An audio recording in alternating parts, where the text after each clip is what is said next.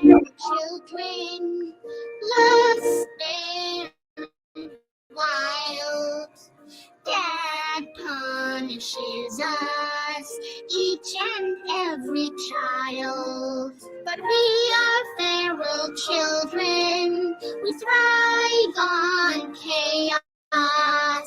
Dad may try to punish us, he will never tame us. Hell in the cell, hell in the cell. It's Dad's test of might. All kids will go in to fight. There is only one survivor. Bring a shiver, a screwdriver. Punishment is kinetic dance. Leotards moving in a trance. It's the feral children's penance, watching camel toes prance. Miami Deb is a whore. We are feral children, lost and wild. Dad punishes us, each and every child. But we are feral children, we thrive on chaos. Dad may try to punish us, he will never tame us. Miami Deb is a fucking whore. Hell in the cell, hell in the cell. Test of might. All kids will go in to fight. There is only one survivor. Bring a shiver, a screwdriver. Punishment is kinetic dance. Leotards moving in a trance. It's the feral children's penance, watching camel toes prance. Mommy fucking Deb is a goddamn whore. But we are feral children, we thrive on chaos. Dad may try to punish us, he will never tame us.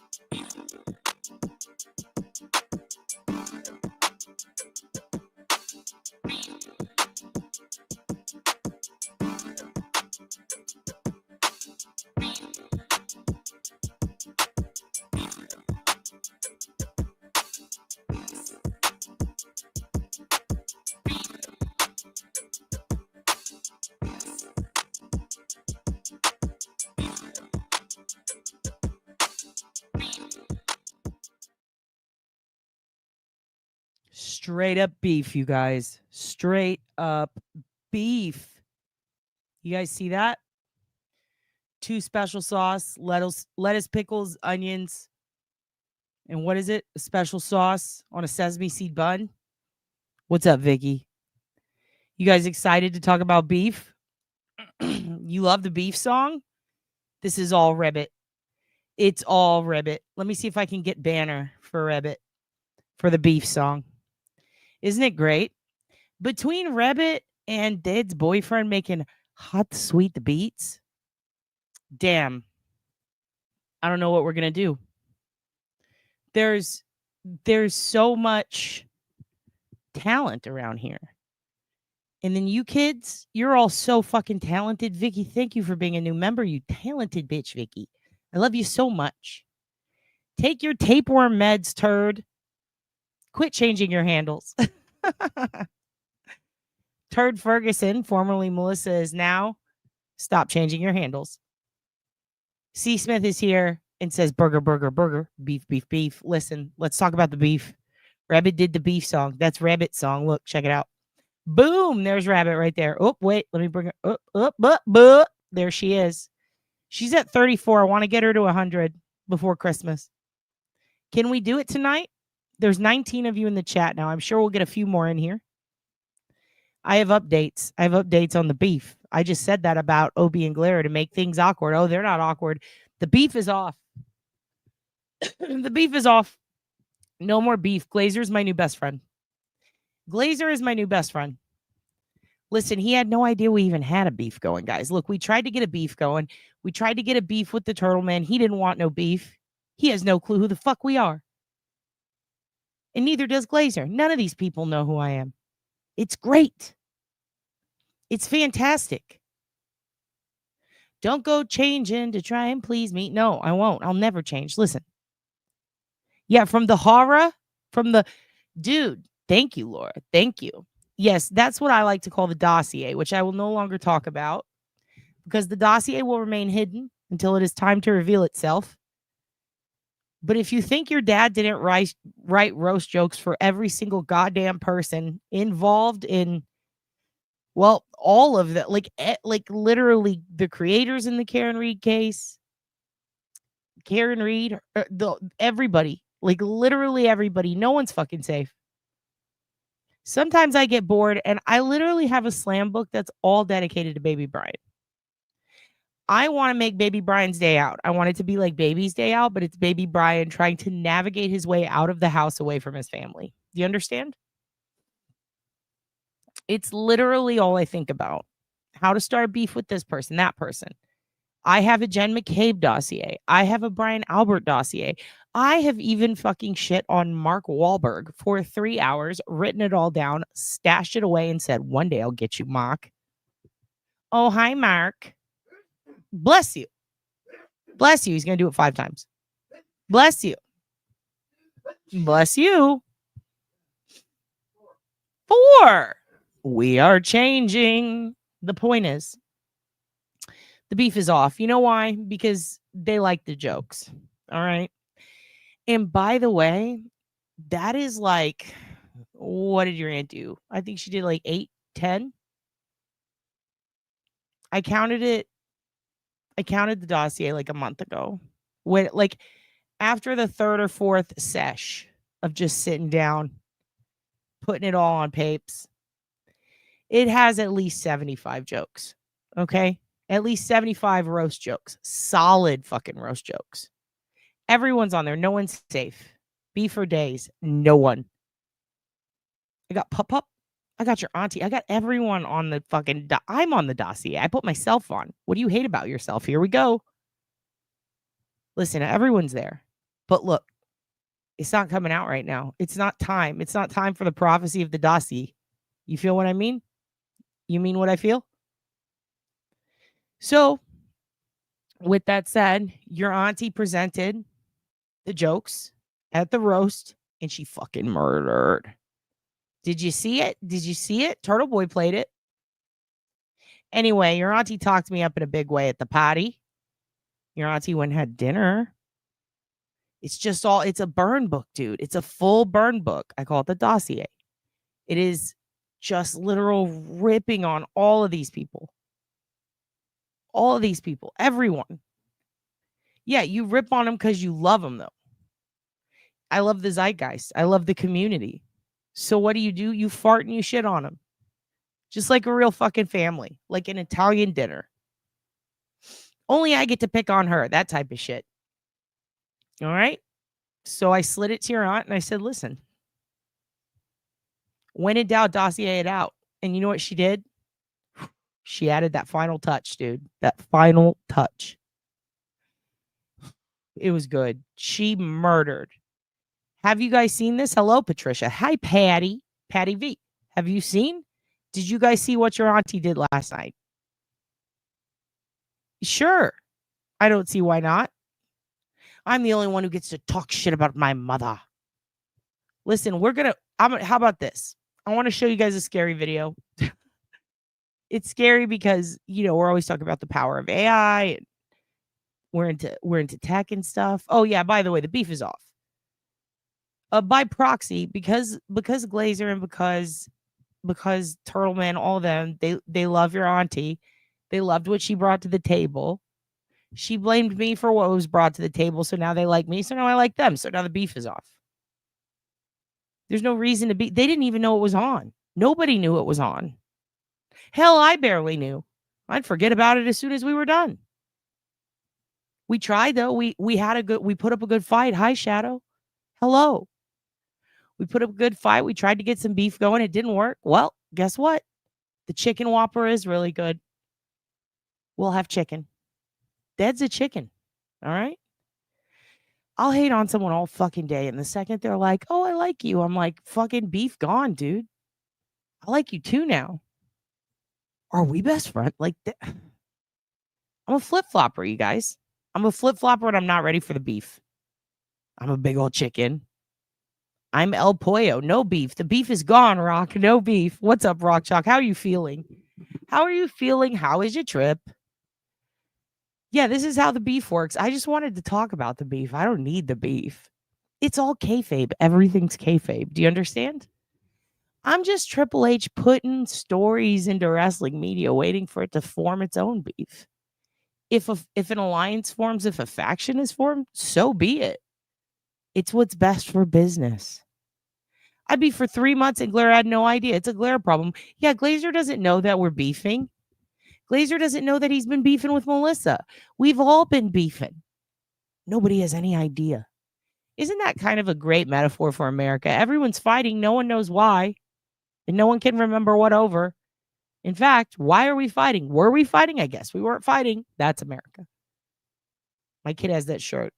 Did we just become best friends? I'm not going to let her wear it anymore. She was calling everybody my best friend at the park today. Uh-oh. Yeah, getting people roped into beefs they don't want, not nearly as bad as getting people roped into friendships they don't want, right? Rock a chalk. Rock is here, dude. You're in the panhandle in the bus. You and Adam. Adam drives Helen got a new wagon. Rock Chalk got a new wagon. You guys got houses on wheels. Maybe we're doing it wrong. Maybe we need to get a wagon, get the Hugin in it. The beef was meant to be eaten. We ate the beef. The beef's gone because we ate it. Hey, Rock does love you. I love you. The pick is Ladybug after she chewed a turntable arm and needle. I'd like to murder her, but she's so cute. She is so cute. Just let her eat the needle. Ernie Birdie. Hello, Daniel. Oh, hi, noon o'clock, Daniel. He knows what that means. Daniel. Damn, Daniel, damn. I checked my Twitter messages, Daniel. How was your night in Austin, Daniel? Did you have fun? Grade T beef. T for Tanya Harton. I'm about to whip the legs out from under that beef. Got beef? Not anymore, dude. It's gone. It's squashed. The second someone's like, oh, I enjoyed that thing Kat did, it's like done. Where I love you now. You're my best friend. What do you believe? I believe that too. I'm a piece of shit. Stop changing your handles. Beef becomes turd. Circle of beef. Circle of turd, dude. Rock Chalk says hello to Walk Among the Tombstones. I am very supportive. That's why I'd be a bad parent, because my kid would walk in with their asshole peers talking about being a goth gangster and waving a weapon around, and I'd be like, good kid. What a good kid. You do you. Hey, what's that you want to do? You want to go ride a motorcycle between two buildings? You want to go be a flying fucking Walenda at the circus? Oh, you want to date that kid with the socks on his wrists? Sure, go for it. Whatever makes you happy. I'd be the worst fucking parent. Boston to Austin could be exhausting. Could be, but it's in the works. Just like the beef used to be. Everybody's enjoying this. Good. Maybe we can, how about this? I'm going to show you a terrifying story to scare you before bed. Or if you're a night owl like me, good morning. I'm going to share a terrifying story. For some people, it might not be, but I know how creeped you guys are about your data. And this one's just nuts. It's just nutty as fuck. And I think it's pretty cool. And if you consider that this is kind of how oops, beef again. If you consider this is how Facebook started, Let's start with this. Then it's interesting. It's very interesting because I mean, Facebook started and everybody said, and it was at Harvard, and everybody said, no, because it used to be hot or not. You guys remember that? Is this person hot or not? And then you click yes or no. It was like Tinder. And then they said, well, let's do this, but put real students in it. Mark said. He said, oh, hi, Mark. Let's sexualize all of the students. That is exactly how Facebook started. And then they said, but instead of saying they're hot, why don't we look at what they're into, their likes, their dislikes? You know what? Let's not make it about dating, you know? And then everybody said, okay, well, that's a better idea. And I think they're going to do that with this. I think these kids who hack this shit, yeah, it's scaring the crap out of everyone. But I think it's going to end up being a social media marketing tool. I really do. That is my prediction for 2025. We're going to see some sort of social media come out of this glasses fiasco. Because it's how it works, doesn't it? As soon as you can ID someone and tell a lot of things about them, now they want to put you in a mix with others you can tell a lot about. And it's the means with which we tell it that becomes the social media search engine. No, Facebook is not a dating app, but it used to be. It used to be hot or not. It was literally the exact same algorithm code, everything. Like the whole way it was built, I should say, was based on hot. He saw hot or not, and he said, what if we did this with social media? And he did that. But it wasn't meant. He didn't call it a dating app, but that's what they were doing. Those Winklevosses. That's what you do when you want to make friends and you don't want to leave your screen. And he kind of invented that shit. You know, like MySpace was already around, but it was like, this gives you people just within your school. And then it expanded. And I remember there were only a couple of universities that allowed it at first. And I was one of the first people on it. It was sick because my university was on there. And I was like, what? It was like literally the year it came out. I was like, this rules. Because it was more functional than MySpace. It was less cheesy looking. And you could only put specific friends and like family. And then it expanded. And I just thought it was so sick. And I do think that it's going to be an overreach at first, and then they're going to pull back a little, and it's going to be some sort of social media. I know it sounds ridiculous because it's glasses, but it is weird how many times glasses have been overlooked, overthought, then considered, then done away with. Now people are filming walkabouts with them. Now entire movies are being filmed with them. They filmed a whole movie using glasses. So I can see this being kind of a transition into a moist social media. Very gross. Stop changing your handles, but hilarious. Okay, so we're going to watch this. He is like Harry Potter all grown up. This is Amanda Knox's boyfriend. Just kidding. All right. I'm going to play this for you, and I'm going to go find your Aunt Deb's performance, but only the one that Turtle Boy showed, because there's the rest of it, but I don't think anyone's seen that yet, and that's up to Aunt Deborah, and that was asleep. The moose flute can't wake her now. And then we're going to move on, and we're going to do some news, okay? Because there is a lot of news. There's a lot of shit going on in true crime. And then I have sad news for you, and I'm going to put it kind of in the middle, but then we're going to end with some ways to kind of, ways to curb it, ways to put that energy somewhere that's going to be positive. Okay.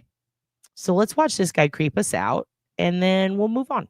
Story that's just come out this week of two Harvard students in the US who've hacked Meta's Ray-Ban glasses in order to turn them into makeshift facial recognition systems, right? So all you have to do is look at someone and it will pull up information on that person about who they are, where they live, what their phone number is, and a lot more. Take a look. We built glasses that let you identify anybody on the street. The information our tool collects from just a photo of your face is staggering.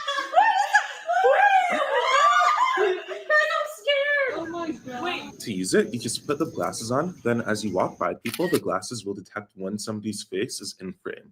This photo is used to analyze them, and after a few seconds, their personal information pops up on your phone. Hi, ma'am. Wait, are you Betsy? Yes. Oh, okay. I think I met you through like the Cambridge Community Foundation, right? Yeah. It's great to meet you. I'm Kane. Now, you might be wondering what that's got to Before we listen to Harry Potter, before that happens, I want to ask you. Yeah, I know. Tell me my kids don't do anything like this. Oh shit. Oh fuck. Oh god. This sounds lame. It does at first until you realize the implications, right? You remember She's All That? Let me put it in dummy terms, kids. Do you remember She's All That? What was the I'm a bet? Why was that such a big deal? Because ethically speaking, it was astounding that one could learn everything about a girl just to try to see if he could get her, right? He knew all her secrets. He knew about her dead dad or whatever. He exploited her vulnerabilities, right? And so then we start seeing like random movies and situations pop up on shows where it's like somebody purposefully puts themselves in a position to meet someone after learning a bunch about them. And then what do people say? They're like, oh, that's aggressive, or that's stalker behavior, or like, you know, that's not okay. You purposefully, it's a Black Mirror episode.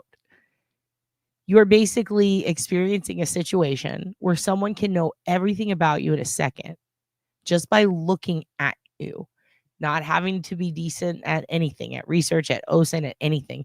And not only that, it scans and it shows all of the profiles for all the social media you're on, like everything. Like, are you on Friend Finder? Are you on Tinder? Well, now your bosses, if they have those glasses, when they are interviewing people, can see that. Think about that.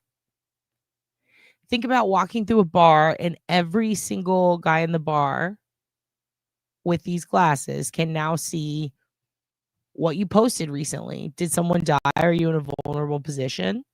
Have you ever been to jail? It could be used for background checks because it pulls up everything about you. Do you have a mugshot? Did you just meet someone and now your mugshot from your DWI 20 years ago pops up and now they're like, yikes.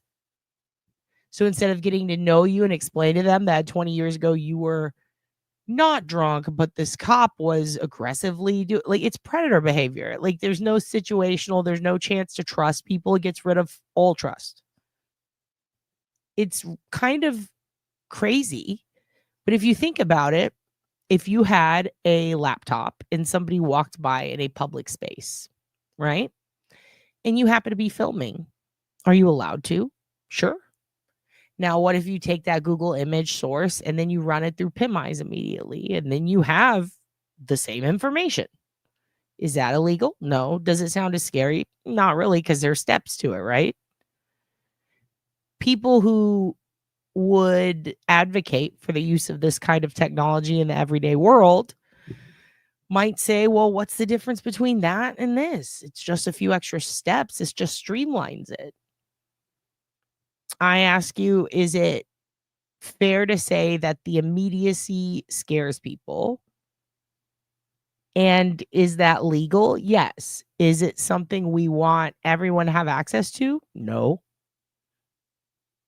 It's crazy that these kids were able to hack it like that, but it's also not really that crazy because there is a guy, he calls himself the ethical hacker, and I was going to show you some videos on him last week, but we're going to get into a whole episode maybe on this kind of stuff because this is a guy who pretty much invented a much stronger version of this and PimEyes and everything, like every search function that you can consider, every tool, every software, every engine. Imagine combining it into a super engine, and then that all of a sudden can parse out what's real and what's not. And then you're only provided with 100%. This is definitely this person. Think about how great that could be for news organizations. This news is definitely true. Think about that. It could help with finding fact from fiction, but at the same time, you can pull up people's credit reports. You can pull up their mortgages, who their entire family is, where they live, where they've ever lived, every picture they've ever been on social media, going as far back as the mid-90s. And this guy can do that in a second just by scanning your face with his software. And we're going to watch videos from him because he's fucking wild, dude. He invented this plug for an iPhone. It's just a charger. It looks like a normal charger. There's nothing different at all about the base. It's just a white base, and then it has the white cable, right? He has to put like an orange rubber band on it, because if he forgets which one it is, he's so fucked. Because what it does is the second you plug it into something, it extracts all data ever. And it maintains keystroke anonymity while basically tracking your strokes and then reporting them back to a server. And it charges your phone. Holy shit. Do with artificial intelligence, like with many applications, it's just making things easier and faster. A lot of this technology was already available, but what they've done is basically see what he just said? Create a system which essentially takes a photo of someone's face, then it uses the internet to search for that face and pulls up lots of URLs, and then those URLs are fed into a large language model which passes through all of those different web pages and pulls out all the personal information and connections it can possibly find to bring up a profile of this person. Now, if you think you're safe from this because you don't put your personal information like your phone number and your address online, well, unfortunately, there have been a lot of big leaks and hacks over the years that have caused lots of people's personal information to be put into databases on the internet, and it does use some of these databases as well. So it just shows how powerful the use of AI can be when applied to something like this. Meta has told 404 Media that this is a breach of their terms of service, but it's just more evidence for people who are calling for more regulation on something like virtual reality systems. The tech itself keeps getting more and more sleek. We've seen 2 weeks ago, Meta announced its project prototype Orion, which are the most sort of discreet, slimline virtual reality glasses they've ever developed. So it's just showing now that a lot can be done with just a pair of glasses like the ones I'm wearing already. It's slightly terrifying, and if some students can do it, very smart students, imagine what in the wrong hands this could look like. This bitch, some students, girl, put some respect on their name or they will find you. Okay, so this is not the only scandal that you're bringing us today. You've got another one involving AI generated music. Yeah, that's right. Let's take a quick listen to some of it now.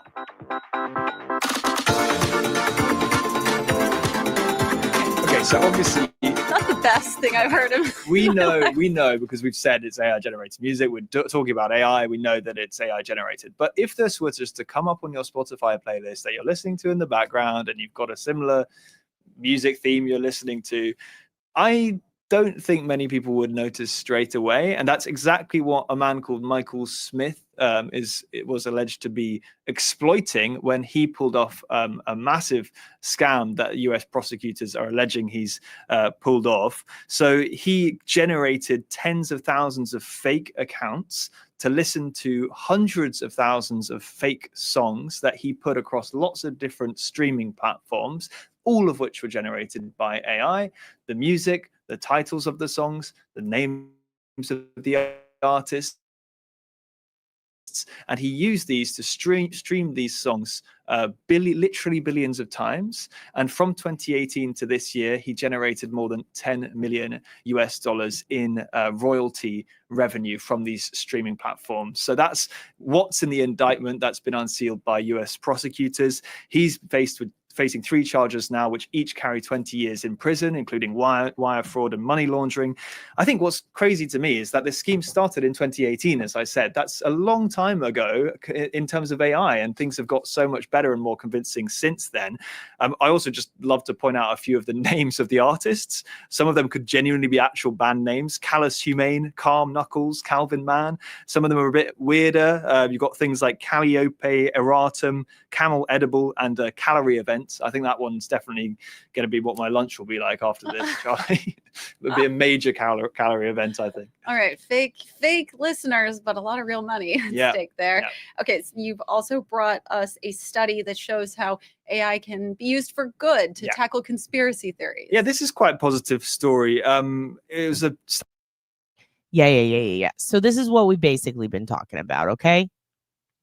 And at the same time, I see you guys' comments, and we all have lots of different views on this. Like, some people Some people are freaked out and some people are like, who cares? You know what I mean? But, oh, hello, Sherilyn. Wait, what, Sherilyn? and we see that Laura and Ernie are having DoorDash discussions. You would think that music sucks, but listen, Turd Ferguson makes that music, and it's pretty good. So how do you feel about it? What do you guys think? What do you think about AI-generated music? What do you think about the ability to search for someone that fucking fast? Like, do you really want to live in that world or no? You know what I mean? They do sound very real. And it's crazy. And that one, the Cat 5 one, was really good that you made, Turd. Like, I loved that. It actually sounded like some Fall Out Boy shit. I was like, damn. It is creepy, right? It's very, very creepy. All right. I found the video from your auntie last night, but I just want to do the one that Turtle Boy. Oh, shit. The one that Turtle Boy showed.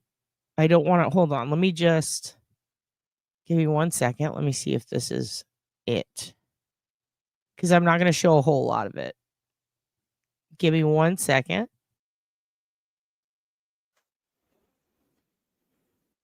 Okay, yeah. Because Nurse Kim's in this one. And I'll just show you a little bit of your auntie cooking, okay? She did a Karen Reed fundraiser last night. And she brought some jokes from the dossier and she performed like flawless. And it's up to her to show the full video footage, but I'll show a little bit that Turtle Boy already showed, okay? For those of you who didn't get to see it. It's so good. She fucking murdered. All right? She did really fucking good. It is crazy how good she did. Give me 1 second. Let me... Let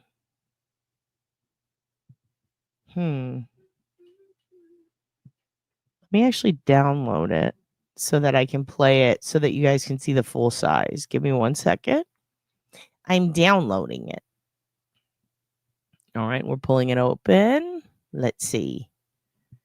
All right. Here we go. And you know what? While we wait on that, I'm going to play you. Ooh, that's kind of a long one. Hold on. Oh, there it is. It's already done. All right, let's open it. This is your auntie. Let me go down here. Evening, gang. Did I miss the lo-fi towel jams? No, you didn't. Is that what you want? Is that what the kids want? Okay. Here you go.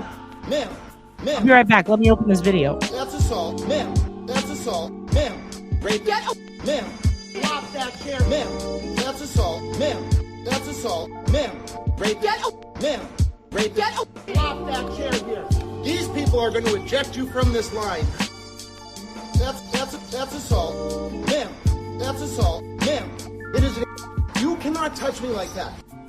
Oh, I will be telling them exactly what happened. Rape. Ma'am. Ma'am. These people are going to eject you from this line. That's assault. That's assault. We have video of her just touching. How did that child? I will be. Excuse me. She just. Ma'am. Excuse me. Rape. That's assault. Excuse. Drop that chair. Ma'am. You cannot touch me like that. Rape. Rape. That's rape. Oh, I will be telling them. Rape. That's assault. Drop that. That's assault. That's assault. Drop that. Rape. That's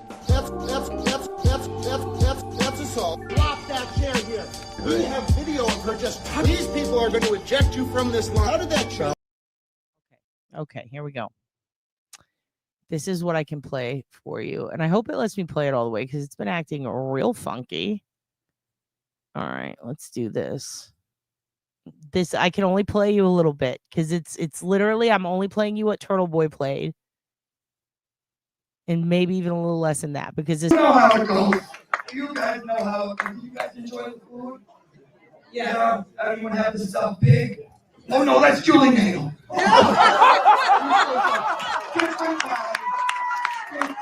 Very different. That's it. That's it. The rest is up to your auntie to share. She's got a few. She got a few videos. That's up to her. There you go. She fucking murdered. Yeah, and those shoes, dude. Those shoes. Judge Bev is wearing the thickest shoes. Good shoes. Dude, Bev is not aware. Bev is at the Cape. She's burying bodies. Okay. She's busy. She's a little busy right now. She delivers, dude. Your auntie delivers. She was great. Oh, was anybody there who got to see her? Fuck. And Nurse Kim. Oh my God, she looked beautiful. They all looked beautiful. Everybody. Melanie, her necklace was fucking amazing. She gorgeous. I saw pics. Oh my God. Mrs. Pox. Everybody looked beautiful. It was great. Thank you so much. Thank you so much. Turtles, Mrs. will have beef with Auntie. Nah. She was there, I think. Everybody loved it. Either if she wasn't there, she definitely has seen because Turtle Boy put this shit up. I love my Yanetti mug. You got your Yanetti mug. So far, everybody has reported great things about the merch. One mug showed up, exploded. So if that happens, contact them and they will send you a new one. I have no idea how that happened. I don't make the mugs. I just play the game, but they will replace it. Yeah, the lighting is very bright in there. When will she try out for Drag Race? I don't think she does drag. I think that this is just character work. This is Kids in the Hall character work, kids. Sensible shoes, always. If you need coffee mugs, you can get them at the store. What is it called? What did I call it? I don't even remember. I'll put a banner up. I'll put a banner. Here it is. It's fourth wall. By the way, we did get new merch.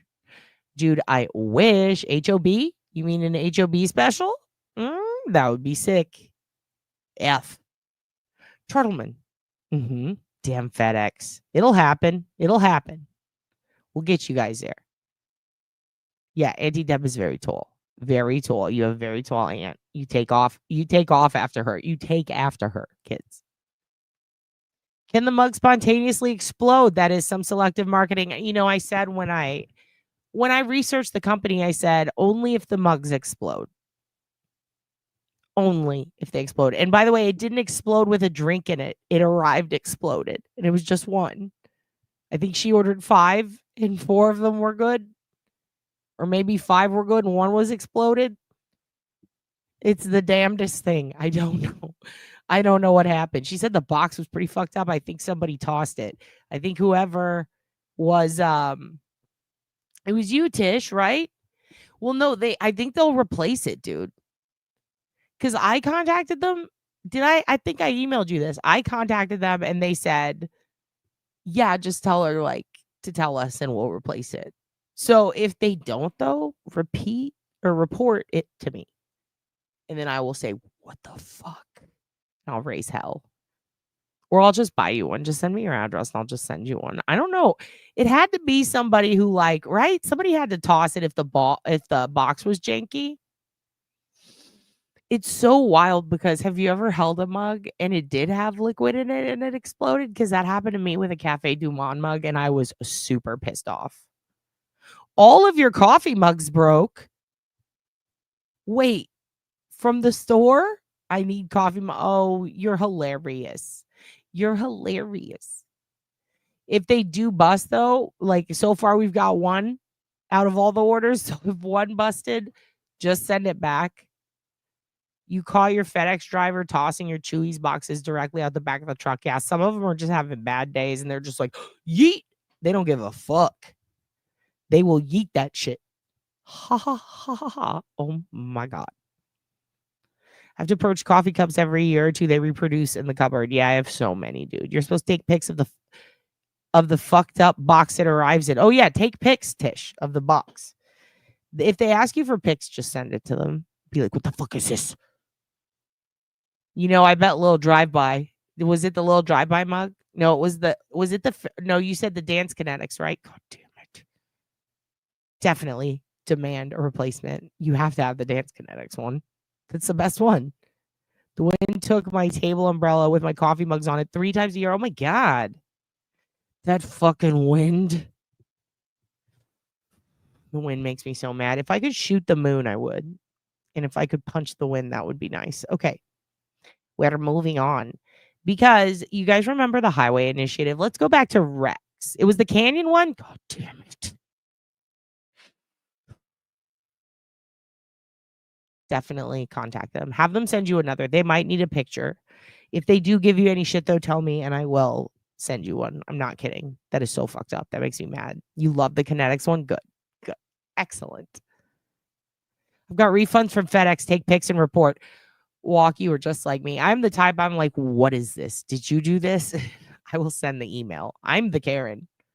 Why not toss the Chewy boxes? If it's made for a pet, it's durable. Dude, not everything is. Sometimes there's toys with batteries in them and things. And also, just don't toss packages in general. Coffee mugs for merch are the best. Novelty coffee mugs are my favorite. And there's 3 sizes.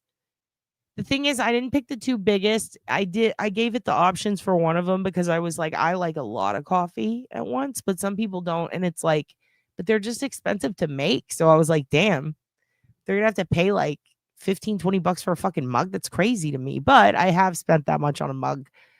So I was willing to get a big one that said something cool once. So I was like, I'll have one where they can do that if they want. And I just put it at the lowest possible price. But the different sizes are like, I think it's 12, 16, and 20 ounce. But it really doesn't look that much bigger. I don't know. I'm over here calculating ounces per dollar going, this is crazy to myself. Do not fuck with my Chewy order. Yeah, true. It's for the babies. It's for the babies. We have to be good to the pets. Wind sucks. I always have chapstick or gloss on. You guys know that feeling of your hair pulling through the lippy. Yeah, it gets in your fucking face and shit. I hate it when hair gets in my eyes. It makes me really mad. I got the medium one. I told my boyfriend to get it for me. You like it? Yeah. The medium one, there's the big ass one, and the medium one's pretty good. I did find one that I bought a while back that has a little pipe in it, and I never use it. I just think it's funny. And you like are supposed to like for pot. It says waken, but it's so dumb. I just think it's the funniest thing. I love novelty mugs. I love it. Yeah, don't throw my cat litter, says Tiff. Okay. Do you guys remember? We're going back to Rex. You guys remember during the killing season, all these other every documentary, the 48 Hours, the Dateline, the 2020, like everything about Rex ever. They always bring up the serial killer highway initiative from the FBI, which has been kind of moot since what, 2004, 2006, 2010, 2007, somewhere around there. I don't remember. But they started building a map and then someone stopped.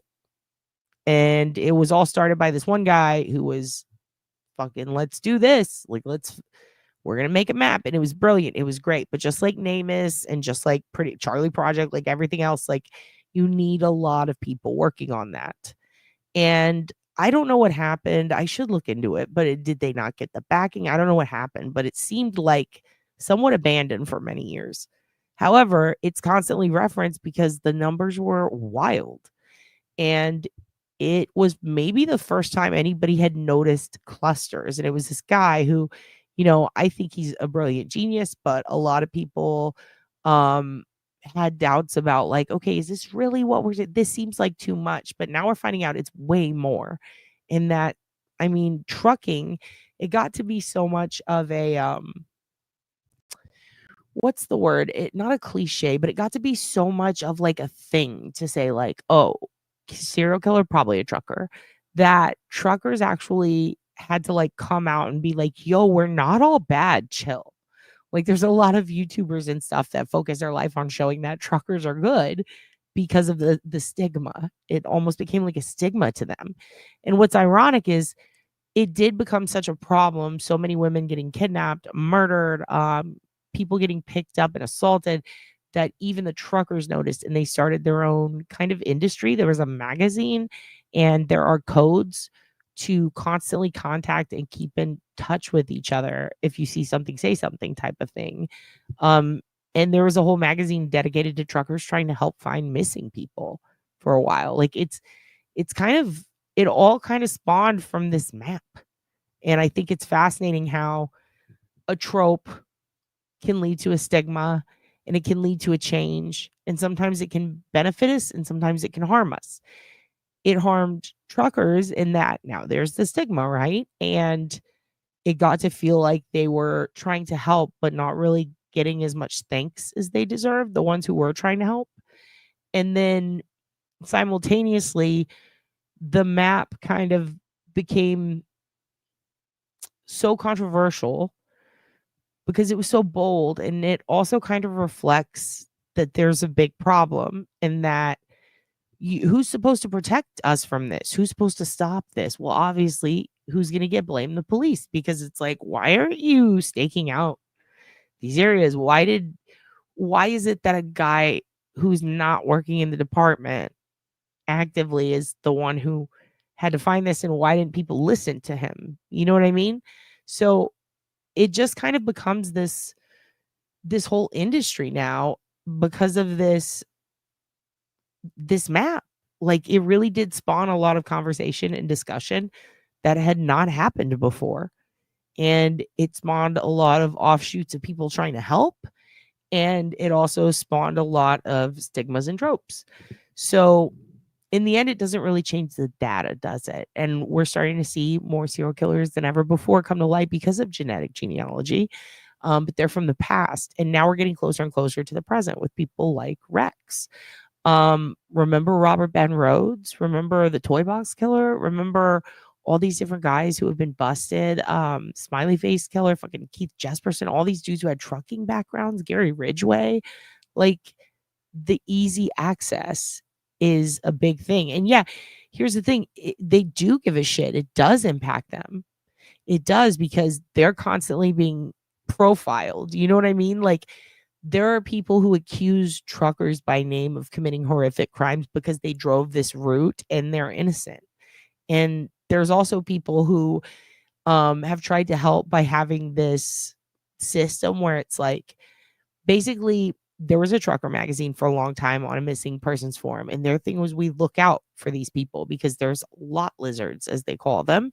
And then there are young people out there and kids who have been kidnapped and kids who have hitchhiked. And I say kids because they're actually like preteens and teens that they see other truckers take advantage of. And wait, no, he did drive them. He did drive them, and he was a mechanic too. He didn't drive them for a long time, but he definitely drove trucks. But he was also a mechanic, and he burned his arm with the acid to try to hide the wounds inflicted upon him by people fighting back. But yeah, no, I do think they give a shit because it's a terrifying job for a woman to do too. Yeah, that's what they called it. They called it lot lizards. Like, let's just call it what they called it. That's what they called it. And it's crazy because they started a system where if they thought someone was in danger, there were codes that they could give to other truckers, or if they saw a trucker take advantage of someone, and they would write about it in these forums if they thought they saw a missing person, right? It became like a pretty big useful tool in a lot of cases, in cases where, particularly where there were in the South, women from Arlington and different parts of Texas, but namely there were a few cases that come to mind: Houston, Arlington, San Antonio, Dallas, and then they go to Louisiana, and then they go to Florida, or they go up north, and then they'll find this victim. There were a lot of women who were killed by Samuel Little who got accused of being killed by truckers, and some who actually had to go to court for cases and fight a court battle that luckily they won. But at one point they were suspects who were accused of these things that Samuel Little actually did. And these guys were truckers. So there's the whole access, truckers are going to visit a lot of different routes. They have a lot of access to say, oh, well, you had access to these places, or they were on your route at a certain point. That can be kind of a stressful addition to the job. And also when you see something and you say something and no one listens. Some people it just became a thing. I don't know. Like, it became Vince Vaughn is a trucker serial killer? I don't know what you're talking about. Vince Vaughn. But yeah, anyway, these dudes, they this guy had an initiative where he was tracking all of them and he was putting them on a map, right? And he's just like, okay, yeah, they do. And also, here's another thing. They had a whole magazine now. And for example, the Bill and Peggy Stevenson in Kentucky, a lot of people think a trucker did that. They hosted a trucker church, like for truckers to go to church when they're driving through. And it was like a 24/7 thing for them. Like it was their life. They weren't truckers, but they hosted a trucker church, and truckers would go out of their way to go to it, and they loved it. And when they ended up getting murdered, a lot of people blamed a trucker because of that. And they're like, it's so perfect. A serial killer, a trucker. There we are. Like to the point where they got interrogated and bothered. Like it's really wild, but it does make sense, you know, especially if you consider the amount of hitchhikers who ended up killed by serial killers. So, yeah, but I thought, okay, we'll go back and we'll find some stuff because I was pretty sure that in one of his interrogations, didn't they ask him and he said he tried to drive for a year or two and then he couldn't handle it? I could be thinking of Jesperson, but I did think that he drove for a year or two. And he did do mechanics. Like, absolutely. Because that's like how he would, that's how he explained off that wound. He Fight Clubbed himself, remember? I think it was acid. It could have been lye.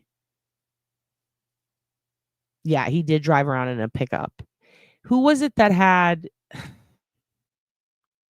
it wasn't Jesperson's sidecar. Was it a maroon like Eldorado? I don't remember what it was called. Shit. His own truck, like his personal vehicle? Oh, maybe I misheard it. I'm going to go back and listen to that. Have you guys heard the interrogation tapes on Radiolab? Because I think that they had more of them than were previously released. And they were fucking crazy. That guy was crazy. I'm just going to pretend your newest name is Love Handles. And also, you know what's interesting is Howard Stern had a comedian on who I really like, and he would talk about the psychopathy of like picking up women. And he explained it as if the Grim Sleeper, like when he would explain that there's a I believe it was Grim Sleeper who had to have a specific thing happen for him to pick that victim. And like if the woman didn't approach him, then he would choose not to kill her. And it just had to be a ritual. You know what I mean? And I remember in one of the Radiolab interviews, Ridgway described something very similar to that, like a ritual. Like it had certain things had to go down. And why are you guys talking about Vince Vaughn? I'm so confused. Do you just want him to be a serial killer? What is wrong with you guys? Jesus Christ. Clay Pinch. Okay. You guys are throwing me the fuck off. I don't know what this Vince Vaughn talk is, but I'm about to ban the word Vince Vaughn from my fucking chat. Jesus Christ. There's also, did you see the interview with his wife, with Gary Ridgway's wife? They met at like a country bar. They had a whole, who the bleep did I marry about it? And she's like, it was a honky tonk bar and he was so sweet. It was really fucked up. He played a hot trucker serial killer in the movie? Oh, okay. I haven't seen that. Clay Pigeons? Hold on. I'm actually going to write this down because now I want to know what Vince Vaughn as a serial killer is like. Because Singles is one of my, well, Swingers too. Singles is one of my favorite movies. Swingers is one of my favorite movies on top of Singles. And I really like Vince Vaughn in that. So I will watch Clay Pigeons. And what year was he hot? Fucking during Swingers. You're so fucking money and you don't even know it. You're a bear. You're a bear. She's a bunny. She's a bunny. Bat the baby bunny. It's so good. It's so good. It's an awesome movie. Okay. There we are. All right. Wait. Anyway, back to the serial killer map. I can't get distracted because we have to end this soon because I have shit to do. I'm going to put out some stuff for you guys that you're going to like, but I got to work on it. I got to do editing. Okay. Here we go. So this is about that initiative. And what's up with it? Here. Now we have multiple serial killers operating in the United States, without a doubt. According to the FBI, those serial killers could be connected to dozens and dozens of unsolved murders. Investigators are actively working to track them down by focusing in on a specific pool of suspects. Jessica Schmidt explains what they're doing now to prevent another person from becoming a victim in this story from the Crime Vault. Oh, yeah. In 2004, after noticing a pattern of murdered women being dumped along interstates, the FBI launched its Highway Serial Killings Initiative. The map you see behind me shows where bodies and remains have been found along highways in 500 cases over the course of 30 years. 20 years later, the FBI's work has led to several arrests and to hundreds of suspects. And today, investigators do believe most of those suspects are long-haul truckers. But they want to make it clear they're focusing in on a very small portion of them, as most truck drivers are innocent, hard workers, like a local man we talked to, Tim Reynolds.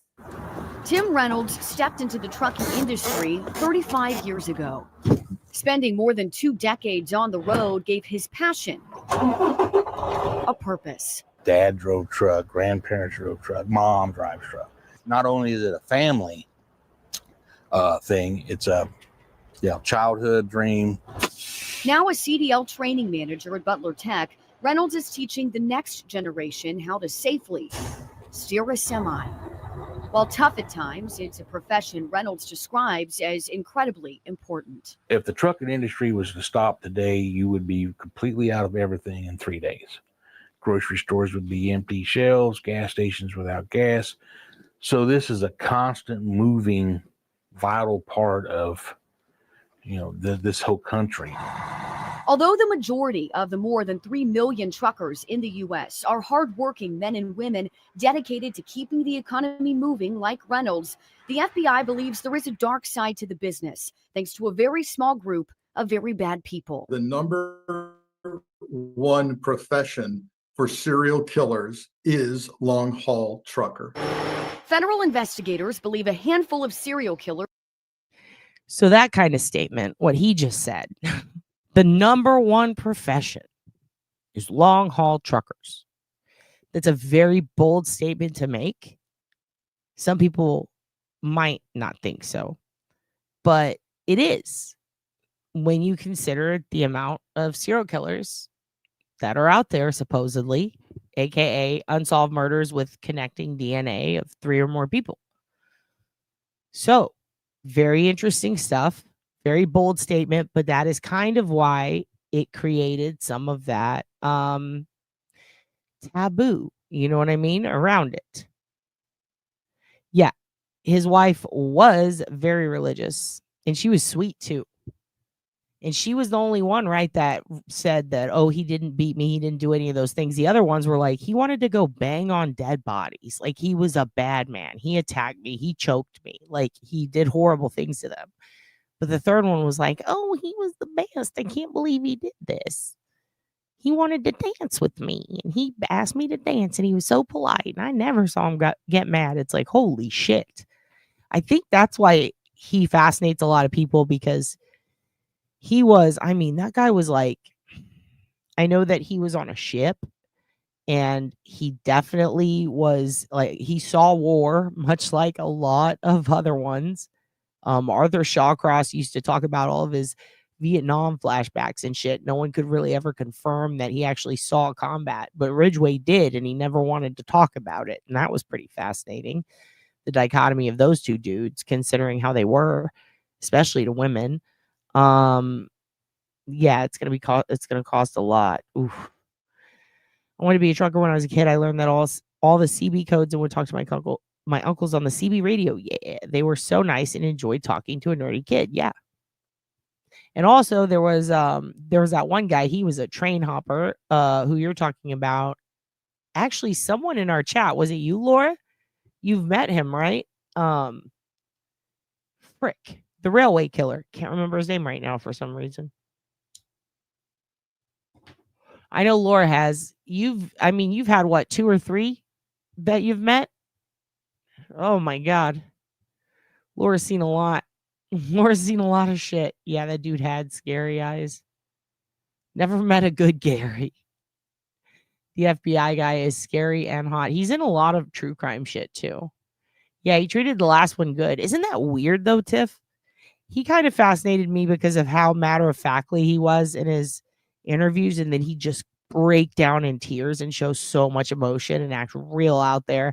And then you've got people like BTK who do the same thing Gary did, where he would just, and then I did this, and then I did this, but he didn't break down in tears. Like he just kind of acted like that all the time. Whew, it is a lot. Yeah, no, they definitely do. They definitely do. And remember when they took that one fella's saliva off of a pizza crust, not just Rex. We're gonna do a whole episode on pizza and how many times they use that. That was definitely used to solve a lot of crimes. I want to say, was it Tinsley? Maybe it was Tinsley, April Tinsley, but there was one particular guy who they wanted to dabble in their database for that. I think that was the first one, and pretty sure they used CC Moore to do the genetic genealogy on that one too. Yeah, he was in the service, but yeah, there's definitely something off with him, dude. Something, because he would space out when he would talk. He has some of the weirdest not interrogation, I should say, interviews. Him and Keys, Shawcross's were weird, but I think him and Keys and like, what's his name? The ice pit killer guy. Can't remember his name. He likes to tell people that that homie for Joe Pesci is based off of him because that's how he did hits. Kuklinski. That's the one you met. It was you, Walk. You met the railway killer. Laura too. You guys have both met too many serial killers. Hold on one second. Give me 1 second.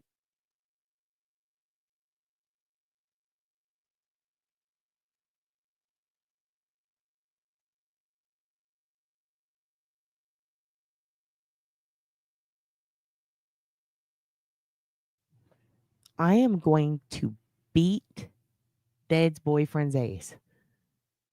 He's coming over here fucking with me, kids. He's trying to start fucking beef. He's trying to start fucking beef with me. Oh my God.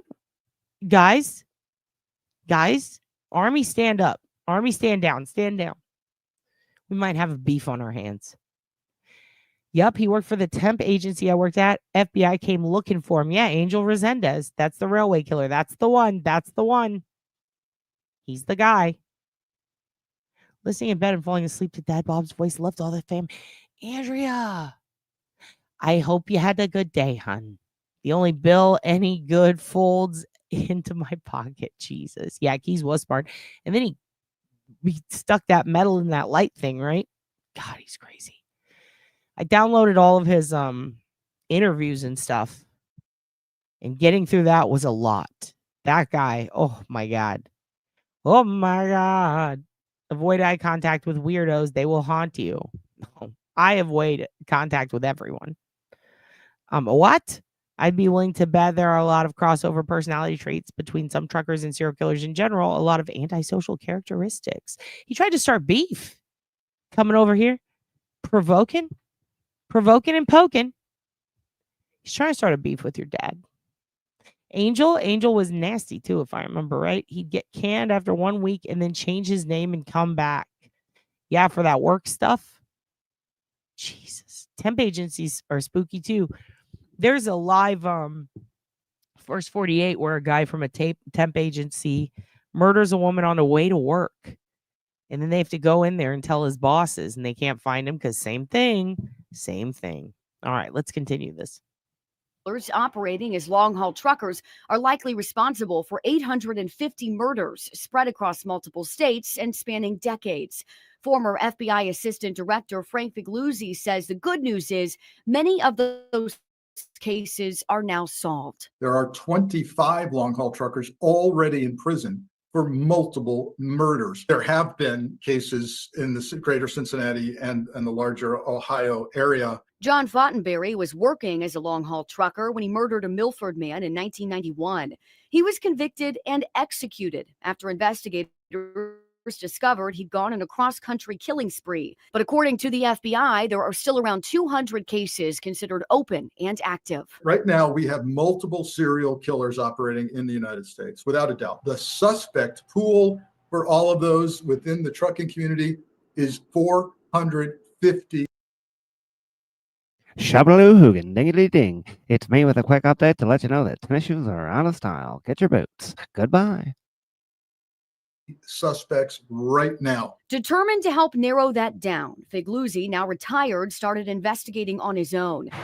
He researched, pulled data from the FBI's Highway Serial Killings Initiative, and traveled across the U.S. with the long-haul trucker to experience the lifestyle. I rode flatbed, which is a different kind of very active physical trucking, with a very gracious driver who tolerated me for over 2,000 miles. He's out of fucking control. He's out of control. He thinks he's funny. He thinks he's hilarious. Tennis shoes are fine, kids. They are in style. Don't listen to him. His work led him to a key conclusion. These killers are cold, calculated, and clever. An 18-wheeler is a mobile crime scene. What do I mean by that? These killers are grabbing their victims in one jurisdiction, killing or raping them in a second jurisdiction, and dumping the body in a third jurisdiction. The victims targeted by the killers are typically vulnerable women struggling with addiction. Many were sex trafficked before their deaths, Figluzzi says, either recruited online or spotted at truck stops and forced to live a life they couldn't escape. It's those details that add a layer of complexity to these cases. Most of these remains have no ID on them, whether that's the trafficking victim deliberately not carrying ID or whether that's the trucker taking the ID to make it much harder. Sometimes taking the ID as a souvenir. Survivors of sexual slavery shared their stories with him to help him better understand what the women being preyed on are going through. I interviewed one woman who was a preacher's kid. I interviewed another woman. By the way, one of the reasons this is also controversial, this initiative, and also, yes, that was Did's boyfriend taking over, declaring war when he did his old flobbity goobity thing. But anyway, one of the other reasons this is controversial, you would think, right? 25, not 55. There are a couple of people who continued the initiative on their own, started charting, started including anybody who killed anyone, not just serial. And they believe that there's over 300 who are long-haul truckers specifically. There's data right now in research papers written in college by college students who are tracking all of them just in Texas who believe that there's over 40 just here coming through, passing through, and leaving. And that doesn't even count a lot of the killings that were happening in the 90s because they're starting in the mid 2000s. In the 90s, in Ozona and various other places out kind of in the middle of nowhere, it was like every year.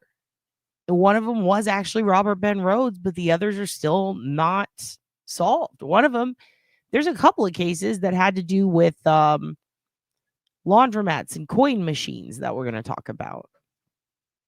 Yeah, they do, but not always. Some of them, I mean, look at Rex, right? He's hiding in plain sight, sort of, but he's also that weird guy in the hoarder house, you know? There's a lot of them who live out in the woods of like Washington and Oregon and different places that are real woodsy.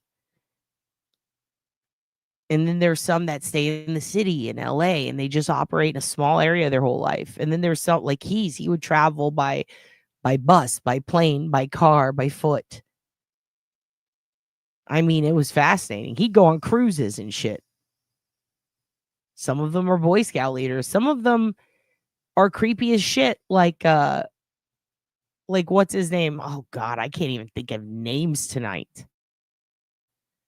Like an old new Joel Rifkin, New Jersey, lived at his parents' house, stayed in his house all the time. He'd only go out to grab women, and then he would like basically lurk for prostitutes, and then he would go to work. But he wasn't a guy who got around and got out and had a whole bunch of friends, you know? Very fascinating stuff. And Keys would watch for years. But that's the other thing. What was he watching? Because he picked them at random. He wouldn't watch the same people for years. He'd say, whoever's passing by when it's the perfect moment. Holy shit. Oh, God. Cruise ships are insane. Don't get on a cruise ship. Don't go to Florida. I've thought that too. Especially, think about it. The ones who want to go, the ones who want to take it over state lines, they're fucking with a whole new court, whole new charges. The ones who want to keep it in a small area, those are going to be your Uber drivers and stuff. So it really kind of just matters on who, I shouldn't say matter. It kind of depends on who wants to do what and how big they want to make their charges. I mean, really, all of them should just be fucking shot. They're all pieces of shit. But we have a judicial system that, puts them in prisons and stuff. And, fair enough. But it is fascinating.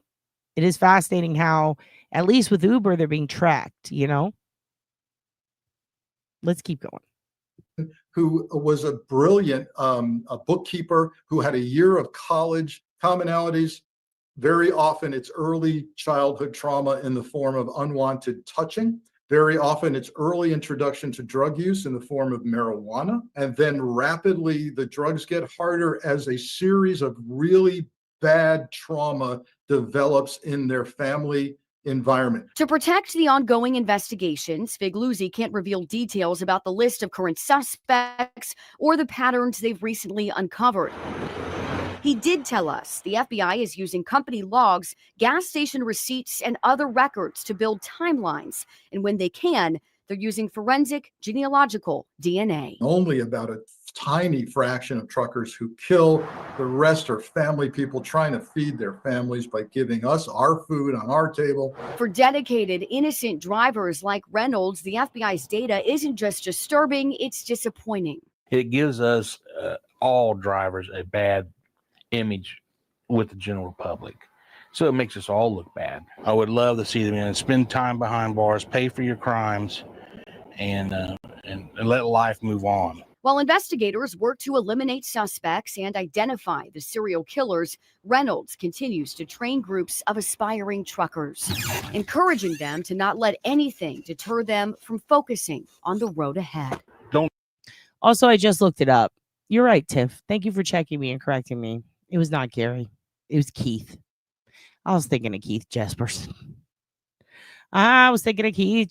Yes, he did. Yes, Rifkin did. In his little shitty truck. And it was rolled up in a tarp.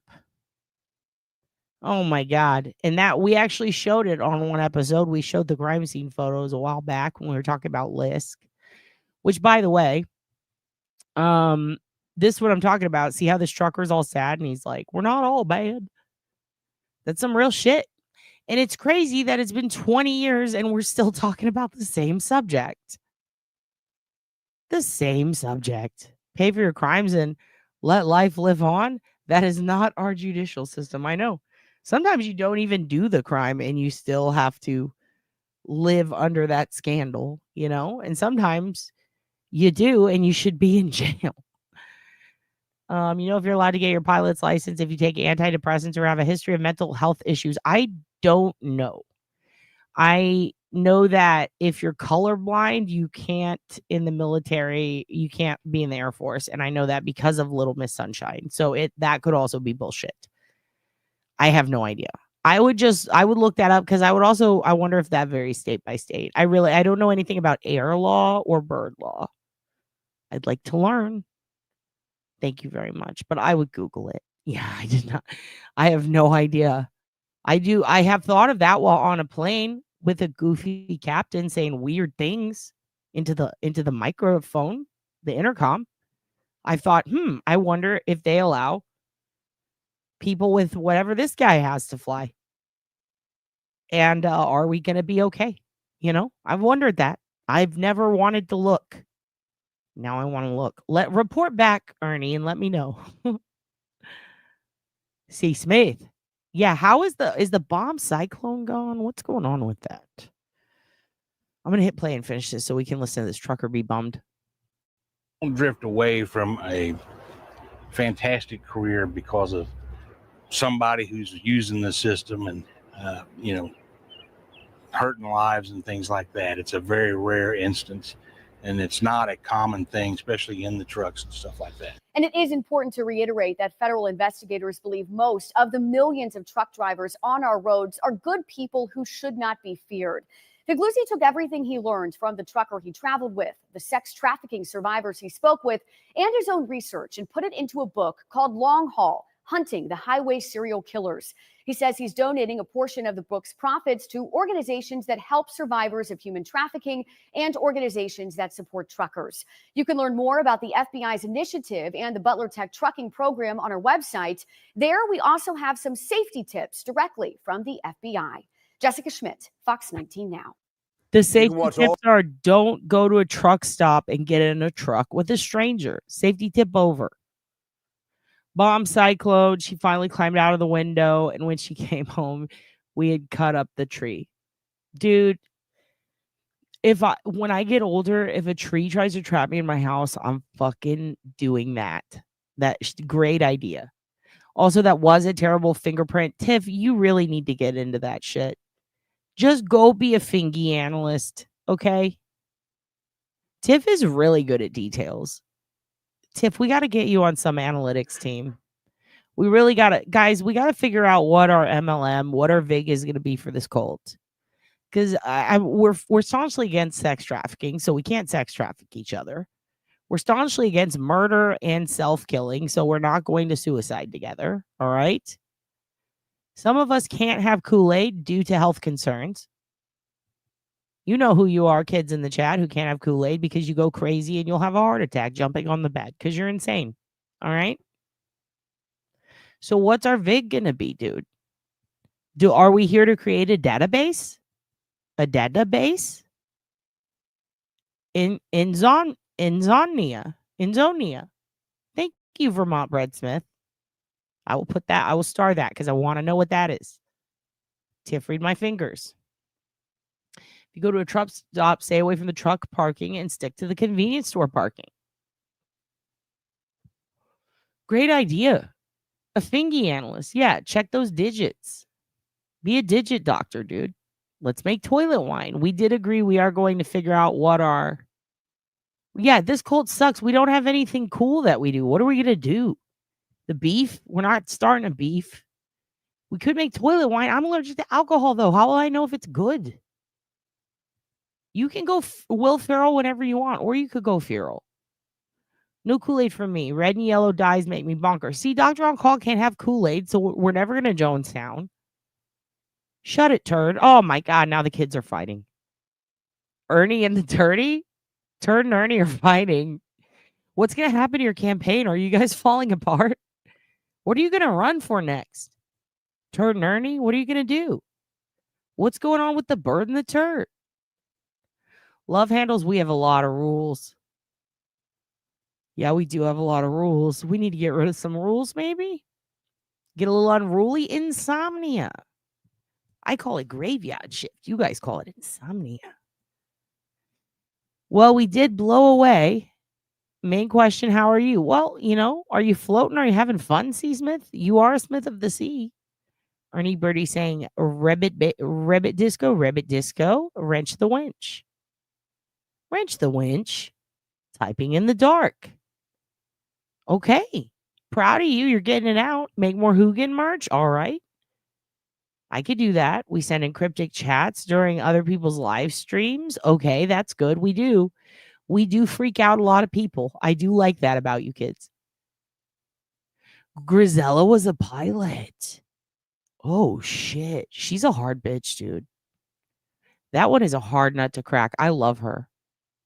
I bet you she could, if she didn't have a YouTube crime show, she'd be a really good spy. Very good spy. She scares the shit out of me. I think it's her accent. I'll taste test all the toilet wine. Okay, Tombstones. Okay, you will. Get Tombstones drunk, she'll find your fucking dad. Look out. Nothing toilet. Okay, so no toilet? Okay, no toilet. Dancing birds. Okay, we're going to dance. You guys want a YouTube council? Okay. Hey, hi, Megan. Welcome to the select board meeting. We were talking about serial killers. Now we're talking about, like, what are we about? Because the beef is over with the Glazer. Glazer likes me, so do I. Like, anybody who enjoys my content, even though I don't think he's ever seen it, he has no idea we beefed with him. He does it. I don't even remember why, but we did it. And I guess it never happened. If a tree falls in the woods, I guess it just never happened. Fucking gnat. Get out of here. Got it. All right. You vote for bird impeachment, turd. Turd. Yo, chill, daddy. Chill. Daddy, chill. Tiff Knox is giving us a thumbs up for fucking what, Tiff? What are you on board with, Tiff? Pick a side. Okay. Don't blow away. You're hanging with your mama in the ICU. Hanging with my mama in the ICU. Do you want to make a rap about it, Doctor On Call? We can make a rap. Narcolepsy meds don't work on me. You trying to fuck dead people? What are you talking? Oh, never mind. Narcolepsy. Silly. I thought nymphomania. I'm very tired. Anyway, they love it when we call our auntie a whore. Well, she's a whore. What else are you going to do? You know, I'm not doing anything. I'm not going to do anything. Vote for turd. Oh, shit. That's a good point. You guys promise not to do anything, and turd's out here doing too much. Ernie is sticking with her promises that she made during her campaign. Funny how turd backtracked. That's kind of wild. Didn't see that one coming. Didn't see that coming from you, turd. Of all people. They think we're insulting the queen of comedy, Auntie Deb. You know, they just don't know how to treat a whore. I don't know what to do. I don't know what to do about that. We do terrorize chats. It's my favorite thing ever. They're so confused. It's fun to confuse people and derail them, isn't it? Isn't it? Grisella's story was amazing, especially because she was deaf for 2 years too. Just 2 years? Was it a spell? Was she under a South African spell? What happened? How'd she get deaf? Is she better?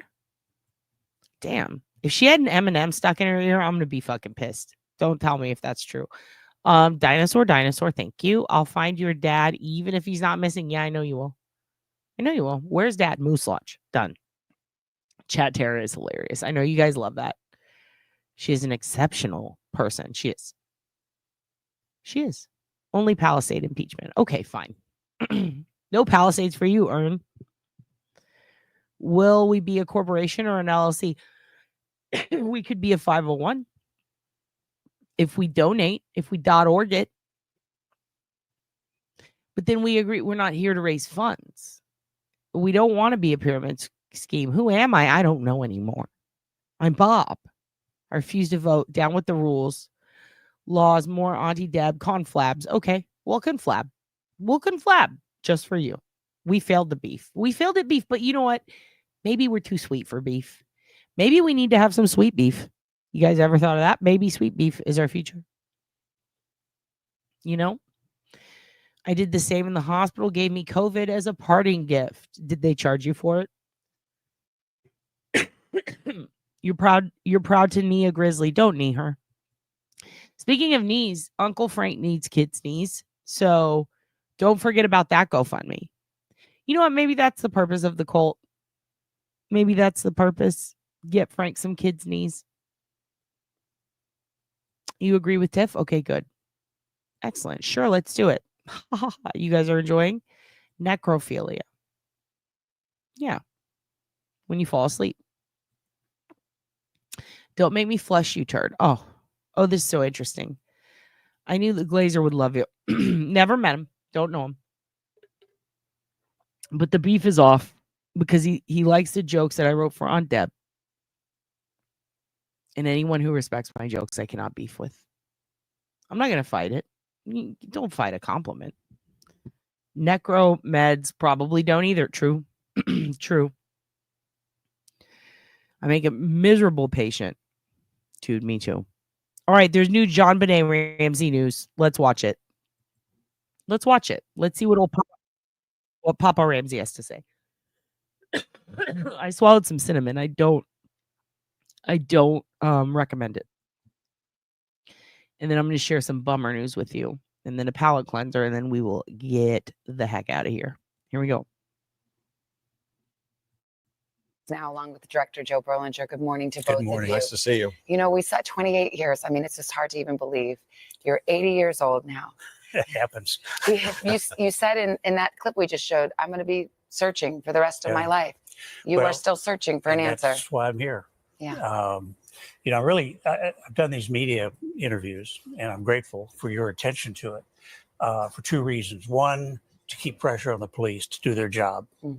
And there's been some horrible failures in that space for the last 25 years. And second, hopefully there's someone who knows something that would come forward. So we want to keep the case alive and in front of people. You still have hope that this can be solved. I believe it can be solved if the police accept help from outside their system. That's been the flaw for 25 years. You're advocating, you've been asking for the Boulder police to use new technology to retest some of the DNA in the case. And what is the response? Well, for 25 years, in my judgment, the police department was very contained, very poor leadership. We don't need help. Stay out of our way, stay out of our business, which is tragic. They had no experience. The fellow investigator in our case for 25 years was an auto theft investigator before he took this case over. And frankly, it was a roadblock. So that was very frustrating. They wouldn't accept help from the outside. Never criticized them for not having experience. I criticized them for refusing help from people that did and was offered. We're hopeful now with the new police chief that was brought in from the outside, which was huge, that he will exercise good leadership and accept help from people that have offered it. To my knowledge, they have not worked with federal agencies. They have not worked with anybody outside of their group. And there's been so much offered. But the way our system works in this country, the police department, the police chief is in charge of his case. And if he doesn't want anybody to come in and look at it, they can't come in. Well, let me turn to you, Joe, because you're an acclaimed documentarian. This is a case where I think everything has been written, everything has been said. What drew you to this material, and what do you think is new to uncover? I mean, is it your opinion that this DNA evidence is intact enough to be retested? Yeah, I agree with Mr. Ramsey. This case can be solved. The DNA technology was very different back then. The DNA was very flawed. There's specific things that can be done. Old items that were tested need to be retested. Certain items that were sent to the crime lab that were never tested should be tested. And most importantly, the one good DNA sample that we have is a mixture of John Benet's DNA with a foreign male unidentified piece of DNA. There is now... Boom. Why is this important? Because some of you knew this. Some of you knew there was a foreign male DNA mixed with Jean Benet's blood, right? Some of you knew this. Those of you who maybe follow the case closely and saw when all of the FOIA came back, which was wild because it was released. And when you saw that there were actual crime scene photos released and there was new info released, and the University of North Texas took samples of a couple of different DNAs. They definitely had a letter from the Zodiac killer. They, I believe at one point, had something from the Adnan Syed case. And I do believe that they also have the Jean Benet, or had the Jean Benet DNA that was supposed to have gone their way. It was supposed to go to that lab. It was reported in the media that it was, but it was not confirmed. They said, we have a tip. We've heard this. Now we're finding out that it clearly didn't make it there. And apparently, old Daddy-O is trying to actively get the Denver police to give them some DNA, which they do have, or get the fuck out. Like, if there's DNA, now it can be parsed out. It can be separated. They can take the male DNA. Now, here's what's interesting, and good point, Starzy, good point. And here's why this is a great point. This is a great point, actually. If her fucking dad did it, let me put my face up here when I say this. If her fucking dad did it, why is he the only one who has been pushing for a decade to get them to test it? He has written about it in books. No, they won't, and that's the problem. And here's another problem. The FBI would do it. The FBI agreed to do it, but it has to be given to them by law enforcement from Colorado, who refused to give it to them. And yet at the same time, around when this shit was being argued, or a little bit before, the DA cleared them, gave a speech, and then it was released that a grand jury didn't. The family can be cleared this way. So why won't the Denver police give over the DNA? Because, and this is my opinion, because I've never thought that the dad did it, and I never thought Burke did it. That's crazy. I have a friend who knows Burke very well, and I can tell you that's crazy. That poor kid's been through a lot.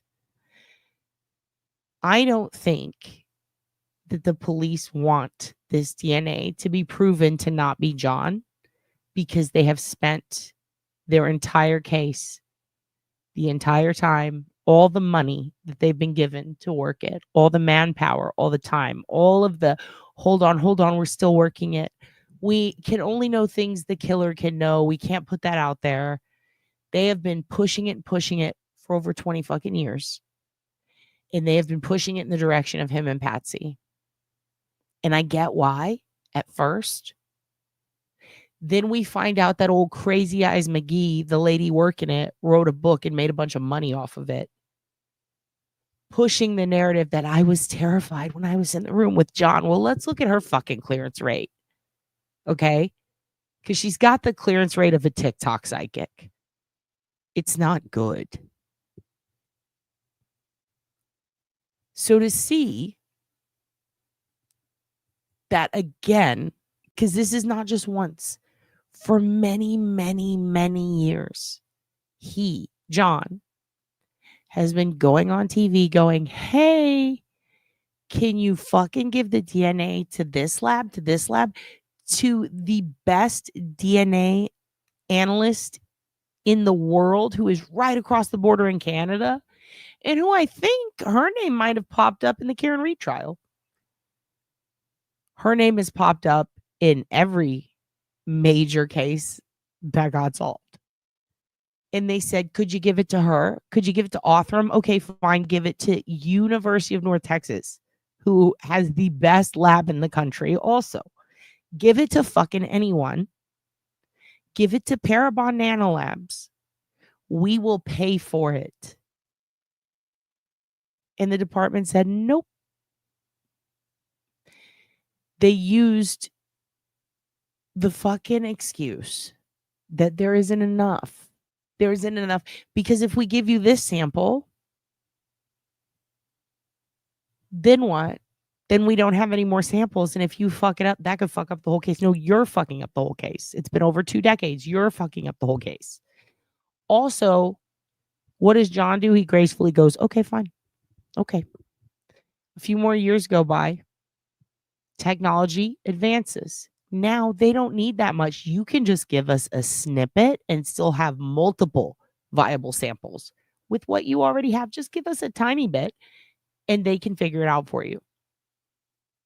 And what does Colorado do? They go, nope, nope. It is fucked up. Because here's what it can do. It can exonerate John and Patsy so they can finally move the fuck on and start looking at other suspects, which they claim to have done. But come on, let's be real. 100. Thank you, LEB. Thank you. Yes, 100%. They should do that for West Memphis 3. And you know what the fucked up part is? It costs between $500 and $5,000, depending on how deep they want to go with it and what lab they want to go with. That's it.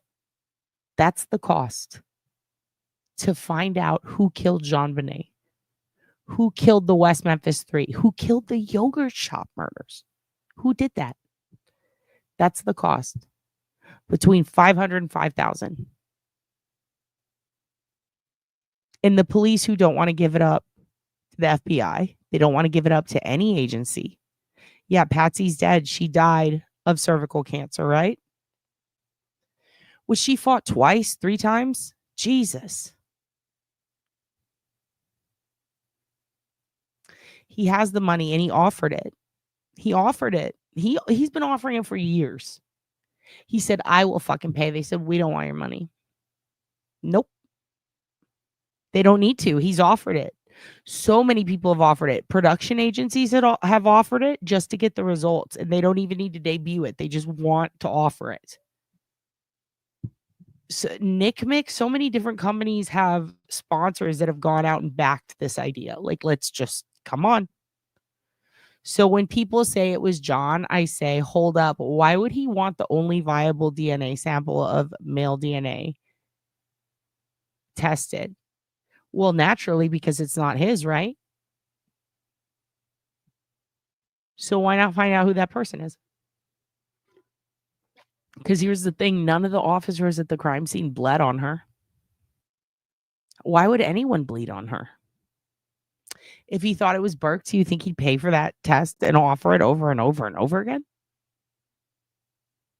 Nope. It's nuts. So what does this confirm for us? This confirms for us that they have a blood mixture with an unknown male DNA confirmed from the dad's mouth. He's got someone right here explaining the process of what could be done and what this could do.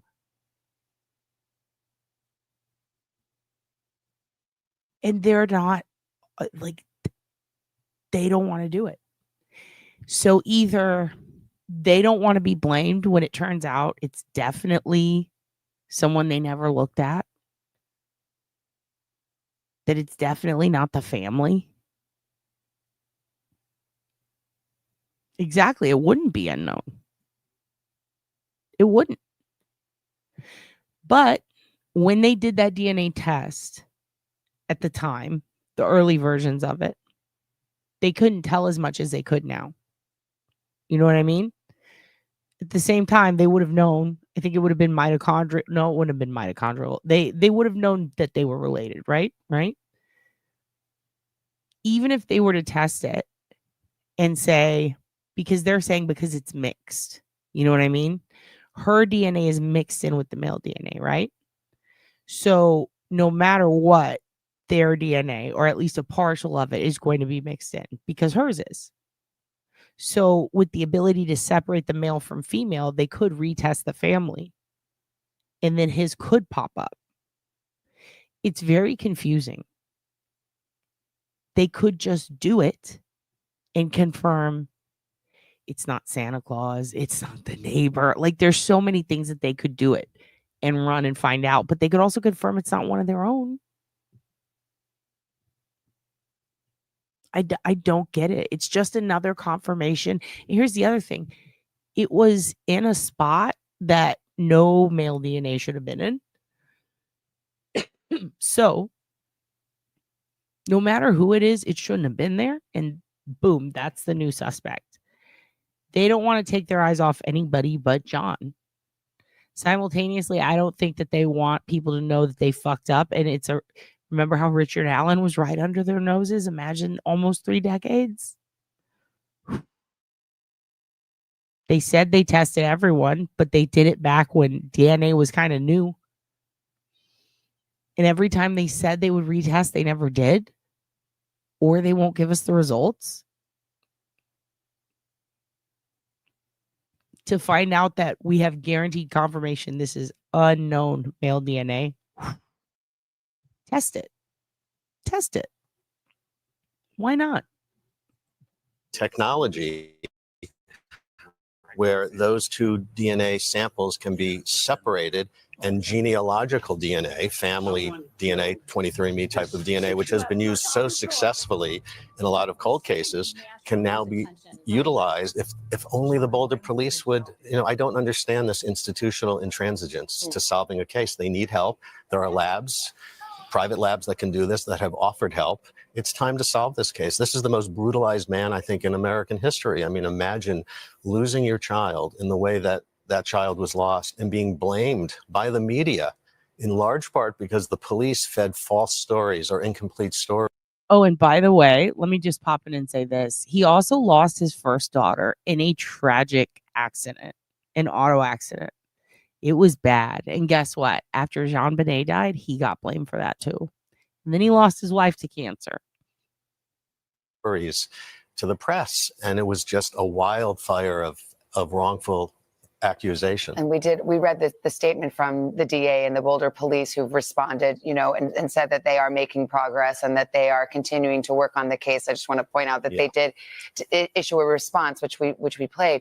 But Mr. Ramsey, I mean, as I mentioned again, you're in your 80th year, and here you are, and you weren't paid by Joe for this docuseries. No. You haven't even seen it. I have not. It was offered to me to not see, but I chose not to. So, people might think, well, why? Why? What is this about? Why are you doing this? Who is it? Well, for two reasons. One, I'm doing this for the sake of my children and my grandchildren. This cloud over our family's name needs to be lifted. They need to be able to go on and close this chapter and go on with their lives. It's hard on them. And, we've been maligned and our family reputation's been tarnished, and I'm going to do my best to clear that up for the sake of my children. And we, today finding the killer is not going to change my life. I've lost John Benet. It's not going to bring John Benet back. I would like to close this chapter so we can be more at rest and at peace. I won't give up pressing the authorities to do their job until I see that they do their job. And that's been the frustration for 25 years. Now with new leadership, we're hoping that the department will capitalize on the resources that have been offered to them. And there's a whole. By the way, one of the reasons I wanted to bring this up also is because he did an interview recently with that police chief, the new guy in Boulder. And I think I said Denver earlier. I'm sorry, I meant Boulder. And that guy supposedly was like, we're going to work together. We're going to do this. We're finally going to solve this. So I find it really weird that now he's up here saying, like, we're hoping with new leadership this could happen, but yet they're having a hard time getting the DNA done. Is this new leadership actually working with him? Or are they doing so to an extent because they know something? Is it going to be a major negligence case a la Manitowoc Part 1?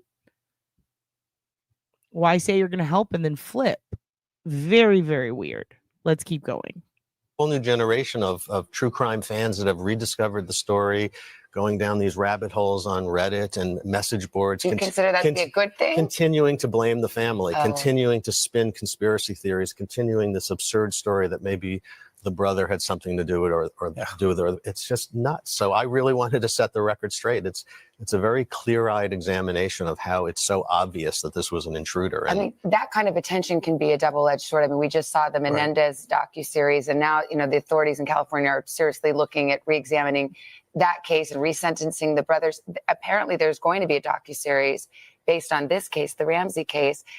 How do you feel about that? Well, as you say, it's a double-edged sword. We're grateful that the public and frankly the world cares about the murder of our child. There are lots of children murdered in our country every year, which is tragic. We don't do a very good job of protecting our children, in my opinion. So I'm grateful for the attention, but the goal has been to get the police to accept help. We think there's hope that they might now with new leadership that was brought in from the outside. I've met with that chief of police, the new chief of police, seems like a good guy, open communicator. All he's got to do is open the door and let all this help in that's standing there waiting to help. At a human level, I mean, 28 years, you lost your little girl. We just saw her, a beautiful 6-year-old girl. Yeah. I don't think that's something you ever get over. You don't get over it. It's one mother described the loss of her child as a hole in her heart that won't heal. And that's a good description. You're different going forward. What we realized early on was we needed to be stronger now than ever for other children who are still living. This was a horrible tragedy for them too. And for us Patsy and I used to call them pity parties. We said, okay, slow down. Let's not have another pity party. That is so sad. Like, that really bums me out. The whole pity party thing, like, dude, you guys lost a kid and everyone blamed you. You're allowed to have a pity party.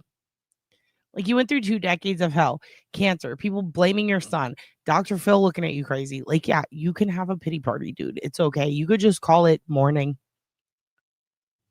They have to like minimize and tough it out because they'll go crazy. And it's so sad. I have no idea how old he is. I have no idea. But I do agree with you, C. Smith. And a lot of people have thought that for years. I think that. I also think that because of the shoe print, that's interesting. The amount of people in the area that would do something like that because they have in the past. Interesting. Santa freaked me out for a while. The photographer freaked me out and still does. There's a couple of people in that case who have been arrested for pedophilia, CSAM, stuff like that since that were at that party, But I think one of the biggest things is the letter and the construction going on nearby that no one ever talks about, like right outside the door of where she was found, or the wall, I guess. It was just really interesting. And I feel like if it can be solved by figuring out whose DNA that is, we have the technology and we have a way to not waste it all, like waste the sample, then why not do it? What the fuck? And I think it's sad that they're toying with him. I think they are again. I think they're doing the whole, I'm the new sheriff in town. I'm a good guy. No, we're not going to test that shit. Well, why? Because they're scared of a lawsuit? He's really having to go into overtime to prove to people that he just wants to know who did this to his daughter. And it's a bummer, dude. And on this, I can speak personally, dude. I don't think he does. Just because, like, my homie knows him. He's just a normal guy. He doesn't go on camera because of this, and he's shy and it makes him uncomfortable. And I think he has that thing I have where he smiles when he's upset and people don't, he's friends with someone of mine who has a great sense of humor. And I've been told he does too. And that he's also like just a normal dude and that he's wicked smart, but he's also super nonviolent. So I don't know. I just think he can't go out if he's having too much fun. It's like, look at this kid. He had fun and his sister was murdered. And if he doesn't have any fun, it's like, oh, he's fucking weird, Yeah, the Ellie has the power to say no. It is wild. Ellie can go. You remember what James Burke did? They're Burking it, dude. They're Burking it. They're Birkin bags. It's all just a show. It's a big fancy show. In the end, it's just a bag, dude. And they don't want to hand it over to anybody. And it's very James Burke of them, and I don't like it. You went to the house this summer? Whew, it is huge. I don't know. Some people think, but I don't think so, especially based on the shoe. But there's just, like, he was talking about Reddit. Usually I get fucking hyped and beefy when people like talk shit about Reddit, but he's right. They fucking slaughter this family on there. It is crazy. The video is making my eyes blurry. I'm having trouble reading the chat. I can't fix that, Laura. I cannot help you with that. Poor man lost $2. He must have had some wild karmic debt or really pissed the moon off. Don't talk about the moon. Go to your room, AJ, starring it to remember to ground you later. Tiff and Tracy, thanks. I thought he was younger. How old is he? Did we figure it out? He's 80? Jesus. Poor guy, dude. Poor guy. Damn.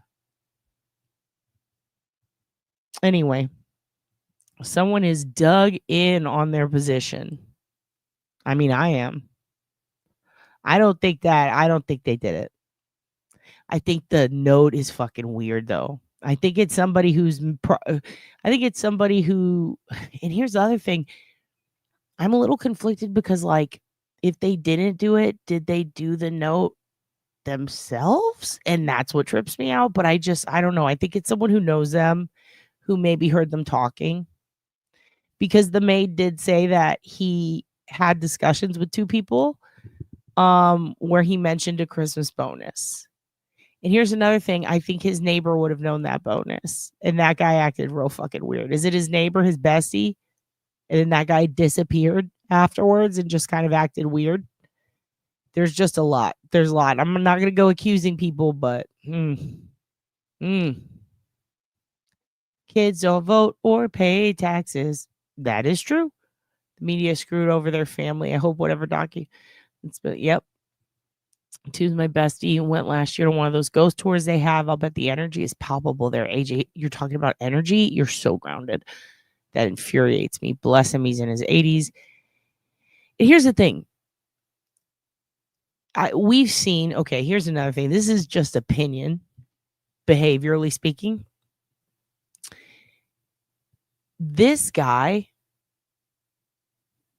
right here is not like the dads that did do it and waited years and got away with it years.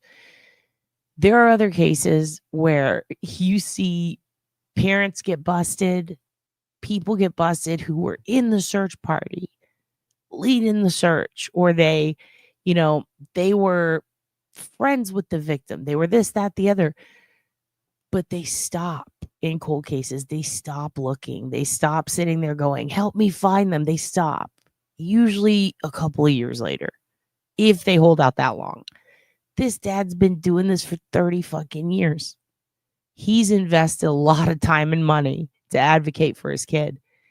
It would be crazy as fuck if he did it. Because, like, he doesn't have to do this. It's like Vince and Shane McMahon. You guys don't have to jump through tables. You don't have to let The Undertaker throw you off a fucking cage. They do it because they care a lot about wrestling. And this guy cares a lot about his daughter and who killed her. And he doesn't have to do this. It's wild to me. I don't know. Maybe I am stuck in my position. Party here. Let's get up and get going. And we did that for the sake of our children that were living. And so often I've observed parents that have lost a child dwell on that loss at the expense of their living children. And that's wrong.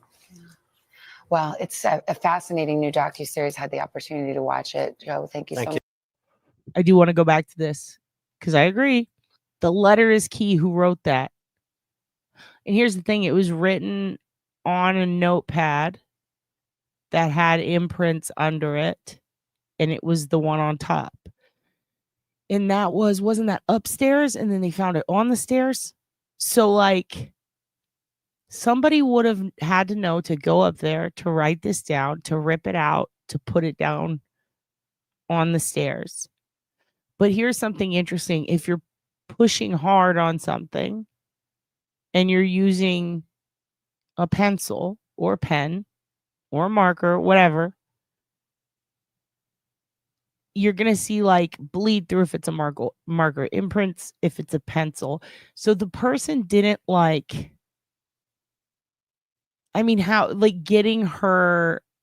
getting Patsy's style of writing, very difficult to do, right? But then when they came out and showed the two samples to compare, there were some things that made me think, oh shit, this might not be her, but it could maybe be a woman. But then they showed samples compared to him, the neighbor, all these other people, and they all kind of look like the letter. So it was a little confusing. But I will say one of you guys said something great. You said, where was it? The letter was pretty much the proof that it's going to be an inside job, right? It was proof that it was something. There it is. But you think the mother wrote it because of the samples? Like you thought that they looked dead ass? Fair enough. Fair enough. You know what though? I might have Asperger's or autism. You know what I mean? I'm a little tismed. So it's not in a bad way. I agree. But I totally relate to his behavior on Dr. Phil. I get like that. So to me, it's like, oh yeah, I do shit like that. So like, I don't think it's bad what you said at all. I just think it's funny because people do think that about him. And it's like, I think that's just how he gets. You know what I mean? He's just uncomfortable because he's never been on TV. And I get that way all the time in normal conversations. But yeah, also the whole thing with the train tracks. I was like, okay, the pineapple. Okay, tell me more. And then my homie and I talked about it, and he's like, oh no, because they're like really close. And he's like, oh no, let me tell you some things. And I was like, oh shit. I just don't, I can't get on board with him. But that golf thing was pretty crazy. And then I was watching a lot of stuff about the fifth child type of shit. And I was like, oh fuck. Or what was it? The Good Son? Was that it with Macaulay Culkin? I immediately go to that. And I'm like, oh no. So what can we do? You know, I think that, well, they're obviously they told us a little bit, but I think it's a good question. What can we fucking do at this point? I think maybe just write to them and say, can you please fucking test this? Please give the DNA to this man, right? Maybe creators can make more videos about how absurd this is. But the problem is a lot of people still think he did it, so they're not going to help him, and that's what sucks. Maybe we'll do one. We'll do one. I mean, we're doing one right now. I don't know what to do, kids. If you have any ideas, you think she copied it, leaving out the blackmail? Interesting. Maybe we could do a do-over, you know? I've seen a lot of people recently come up with like some really wild theories, espouse them on YouTube, and I'm like, oh, okay. And then people get so passionate about this, they're like, if you just don't agree with this, you are unreasonable and a prick. So let me get it clear right now. If you think they did it or mom wrote it, I don't think it's unreasonable. And I don't think you're a prick. I just think that they didn't based on what I've already said. However, again, that letter, that's what kept me on the fence so long. It's just interesting. That's what holds me back the tiniest bit, you know? What's crazy is at the time people were outraged because she was in a children's beauty pageant. So stupid now. I know they were. And then we got Honey Boo Booed.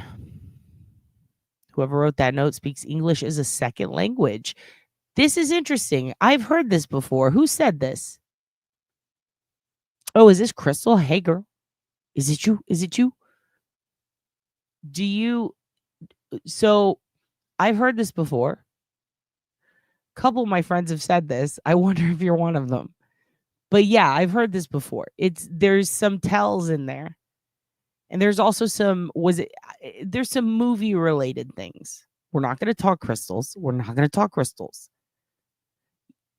Andrew was a student there. A new theory about students from University of Boulder. Interesting. What theory? Very interesting. Dad, you snorted? Good. Moon over Boulder. Yeah, I don't think he's a stupid man. Lawyer Mel went to UC Boulder. Ooh, we should talk to Melanie about this.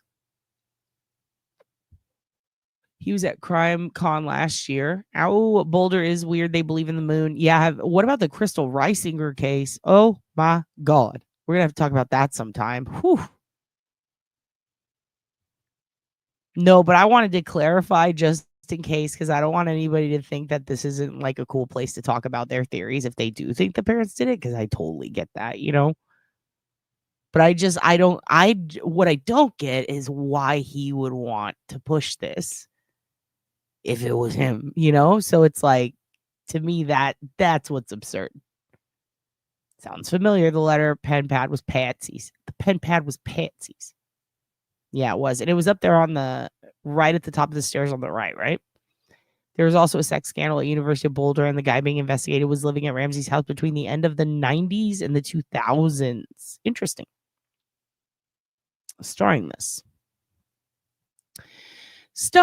that. All right. A lot of you are very young. You don't realize that half of these theories were made up by social media. No, actually, I've seen my demographics, Laura. 4 to 5% of total subscribers are very young. Everybody here remembers that shit. Didn't they prove it wasn't her writing in the end, or very unlikely? That's the thing, is that different Ellie, and by that I mean different generations, because this case keeps getting passed on. Everybody has their theories. Oddly, the investigators are all different. So some say it wasn't, and some still say it was. And then some, it's political with the DA, who said it wasn't. And then one cop wrote a book, and she was batshit crazy, and she said it was. So the people are confused and need clarification. I need to Google the letter. SBTC, South Boulder Tobacco Company. But what's the reason for it all? And then they give an exact number of his bonus. They did the whole pad with them the whole time, hiding and waiting. They knew they were at the party. And there's also, like, there were a couple of bathrooms. I just remember thinking they could go into any bathroom, slip the pad under there, come back later, you know? Southern Baptist Truckee Convention. Should we call them again and convert them? Remember when Dad converted someone? That was fun. OB. DHD much? Me too. I know. Put yourself in his shoes. I hate how I laugh at inappropriate situations. It's not okay. There was another pageant girl who had an attacker hurt her weeks after. It was almost same MO, but he was cleared because he didn't leave a ransom note. That is so stupid. I recall hearing about this, but I did not look into it, and now I want to. Thank you, Midi-chlorian. Was she also, wait, hold on, Dad's having a brain fart.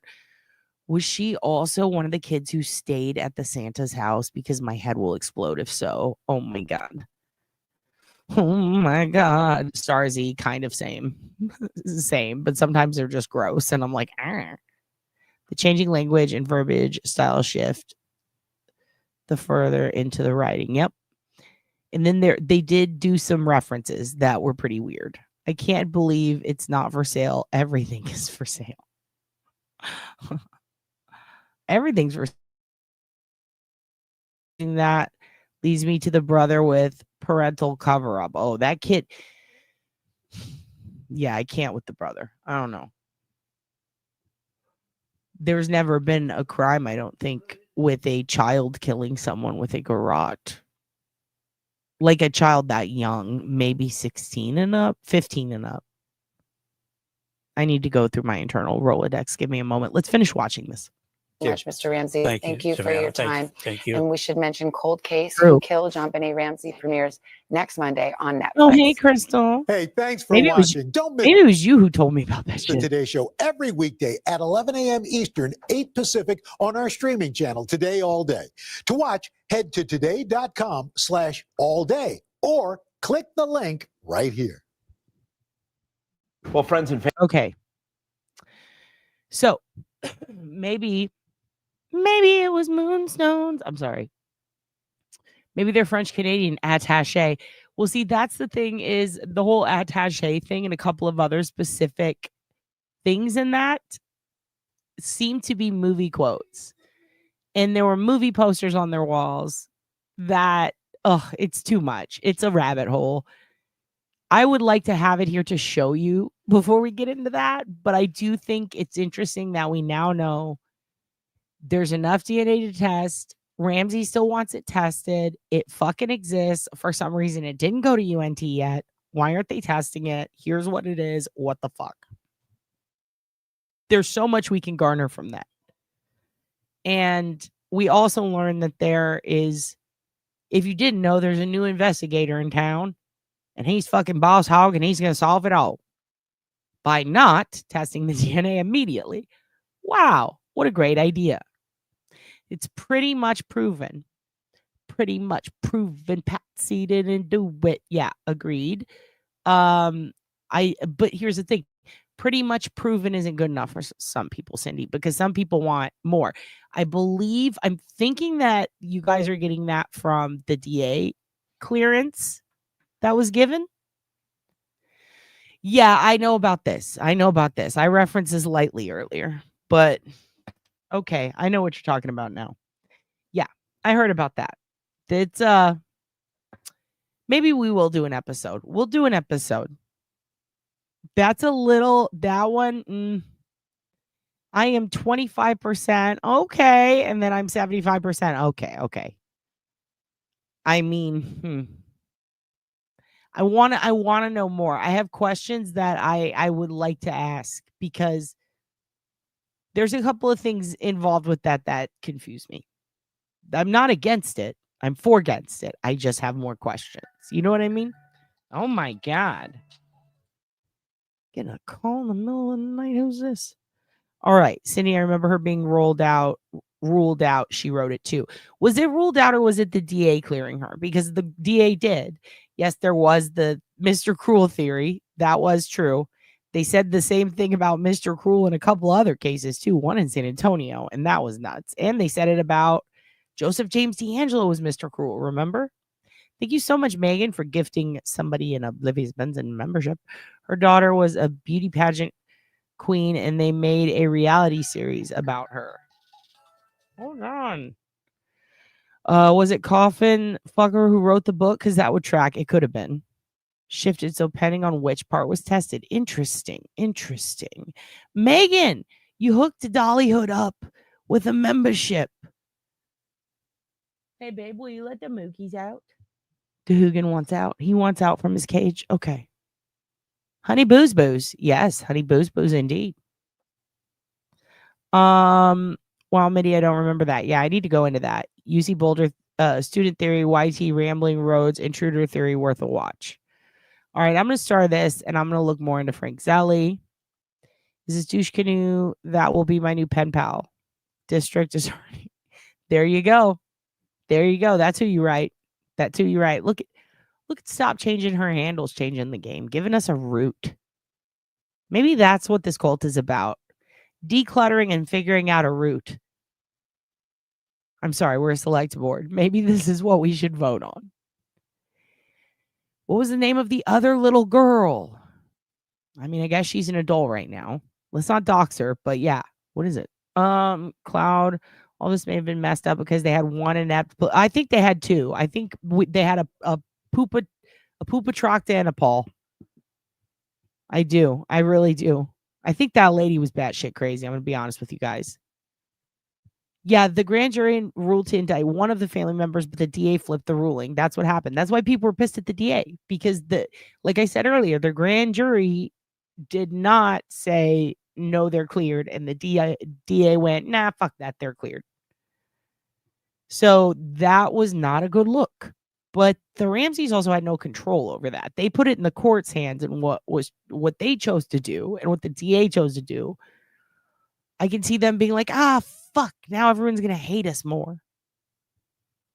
But at the same time, they could be like, I mean, you finally want to clear us? Sick. But they probably thought it was because the grand jury cleared them or chose not to indict. Totally across the board. It's a Karen Reed. The holdup is the ego, dude. We got to get rid of the ego from these cops, these fucking cops and their fucking egos. Hey, but you know who doesn't have an ego? Who's a good cop? Duty Ron. And guess what, kids? Guess what? He's great. He's getting his treatment. He got in touch with me. I messaged him. I was like, just checking in. Are you good? He's going to get his treatment. He's doing his chemo. He's doing the shit he needs to do. And he's going to get through this. Praise Jeepus. Go visit his channel and see his latest update. He put one up today. God bless Duty Ron. The bonus amounts were published in newsletters, etc. back then, but they were only for other people who worked there, right? Interesting. I do want to confirm if they were, because I do believe they were company-wide. If anyone has ever had a bum ovary, it's really hard to use your core strength to smack someone that hard. I have a bum ovary, and I agree. It was Linda Arndt who wrote the book. She was the responding officer. Yeah, she was fucking wild. I don't want to name her name because I don't want her to fucking sue me, but Dollywood said it. Crystal said it. I wish they had a recording inside of that grand jury. Yeah, wouldn't that be nice?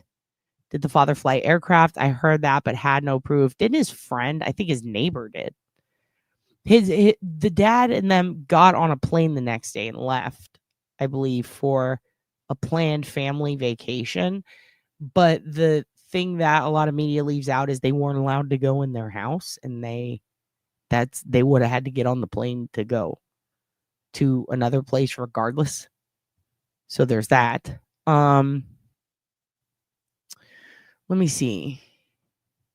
All right, I got it. Yeah, the grand jury can indict a ham sandwich. Yes, definitely Maddie McCanish. We've talked about that too with Christian Bruckner, that dickhole. Should auction his eyebrows off for charity when they fall out. Great idea. Duty Ron, Uncle Ron. He's doing great. God bless Duty Ron.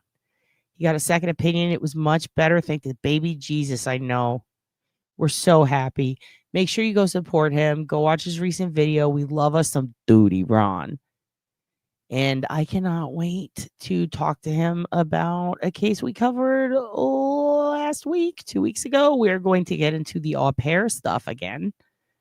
And I'm going to run some things by Duty Ron and Duty Ed and see what they think. I want to get Duty Ed over here and Duty Ron to interview them. I know Duty Ron comes on and we goof, but I would love to interview Duty Ed and ask him all my questions from that one Savannah Soto. Or was it Maddie? It was Jen Soto, Maddie Soto, and Stefan. When I went on there and talked to Ed, I had a list of questions.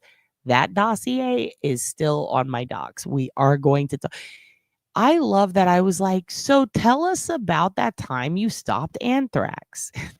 He just launched into it, dude. He's like, well, he told us all the deets. I digressed. All right. We wrote so many letters that the Greenpeace chapter got on us. Also, I don't care if you're tired of looking at them, but you guys know I love the dynamic between news anchors. Let me pop in here for a second. What do you think of these two? She's tired of his shit. Let's psychoanalyze. What do you think of these two before we start? This is a dark subject matter, but we need a palate cleanser, and you guys know we like to psychoanalyze the news people. I would say behaviorally and give you a chance to look at them, but nope. We're going to profile these fuckers. What's their deal? She's annoyed with his bullshit.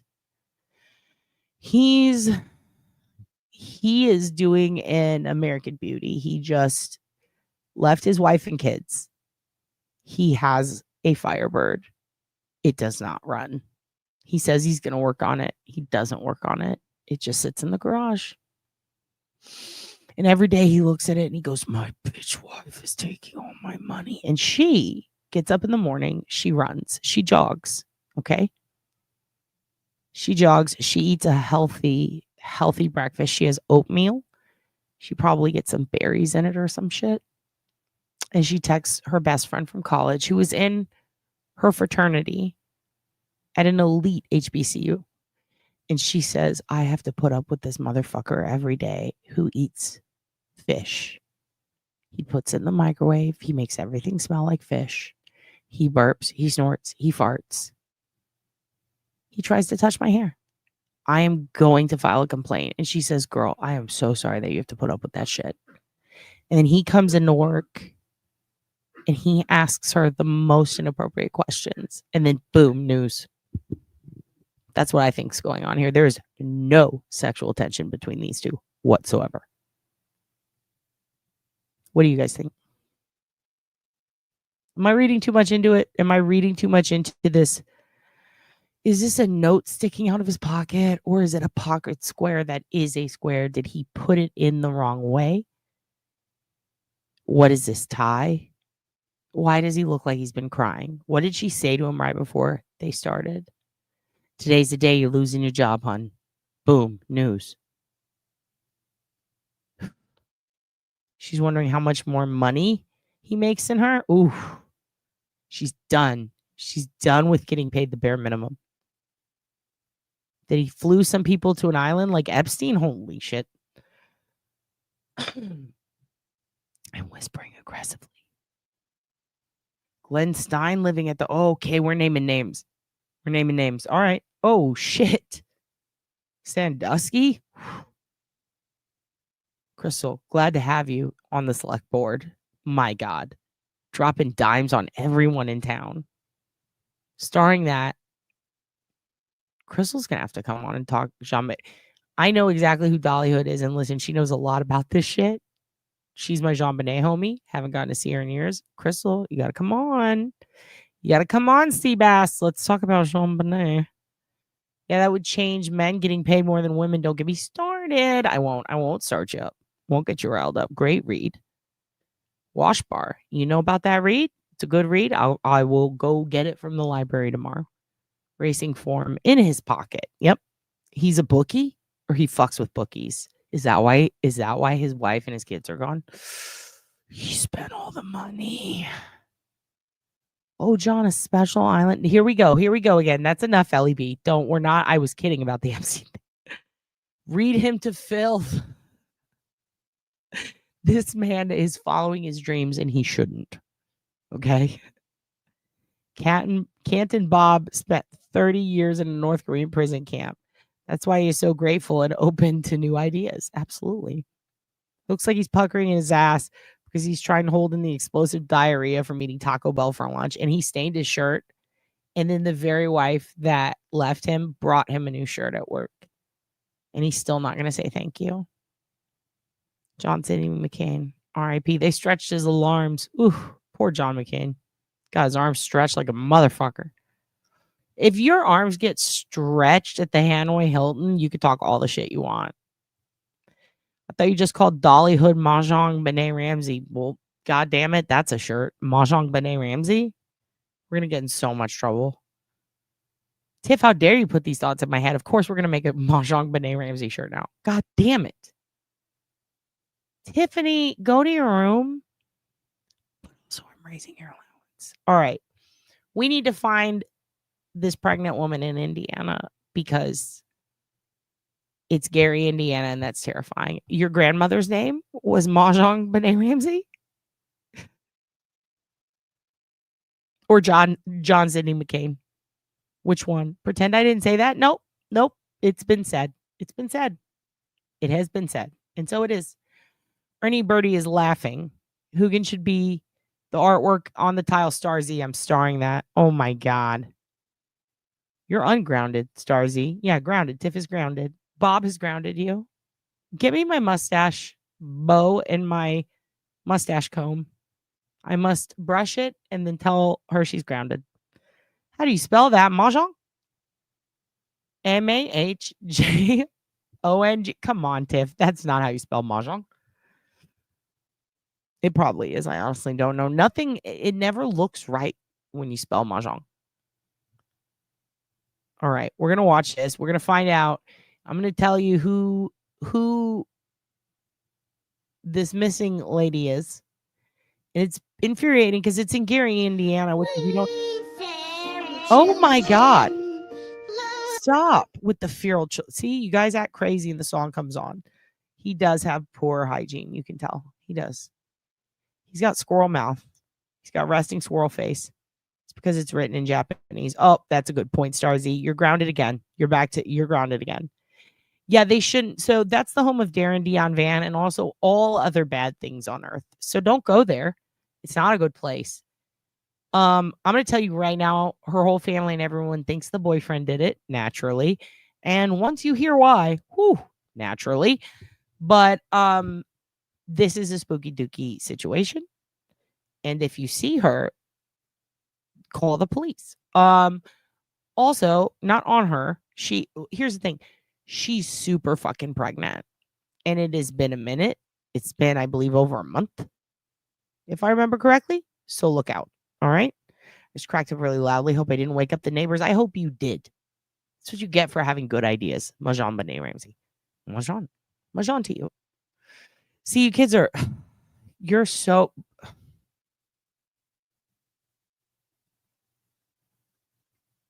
I'm fucking dead. I'm fucking dead, dude. Put John Ramsey on the news to advocate for me because I'm fucking dead. You kids are crazy. You're all fucking grounded. We need to find this missing pregnant lady. That's God damn it, John. Is that a Nick Rakita joke? Fuck, you're grounded too. Super good, but you're grounded too. Oh my God. You kids aren't, I can't take you in public anywhere. You made me fuck up sharing my screen. Mahjong? Oh my God. Oh my God. Mahjong Rakita? Nick Rakita. You think he nicked? You think he Nick Rakita? Hiding in the bathroom from his own children. Sorry. I'm sorry. Jean Monnet is the OG feral child. We must solve her case. Absolutely. She would have been up there partying with Michael Alig if she was alive. She deserved to have a limelight moment. This is sad. We must solve. You know what? We'll do it. It'll be fine. Don't worry. We got this. We got this. We'll solve Jean Monnet. I'll go ask Bob's boyfriend in a little bit. Who did it? He'll tell us. End of story. We'll figure it out. We'll figure it all out. For now, where is this pregnant lady from Gary? Because this is a bummer. This is a bummer. And that's just talking shit at the park, Laura. Laura, this is just talking shit at a park. This is how people end up getting their asses beat. We're not going to a park to just talk shit about strangers. We're going to do it behind the safety of the computer screen. And then we're going to cower it out if confronted in real life. Okay? Don't get your dad into shit. I saw you kids trying to start my beef with the Glazer. You know there's no beef anymore. Tiff, that's going on a shirt. Now I have to star it. You guys are just, the merch is coming out. Just tell me all the merch you want and I'll make it. Fuck it. I'm not even kidding.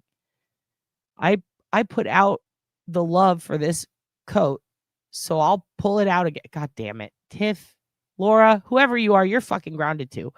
Where are his hands? And he has a look on his face. John.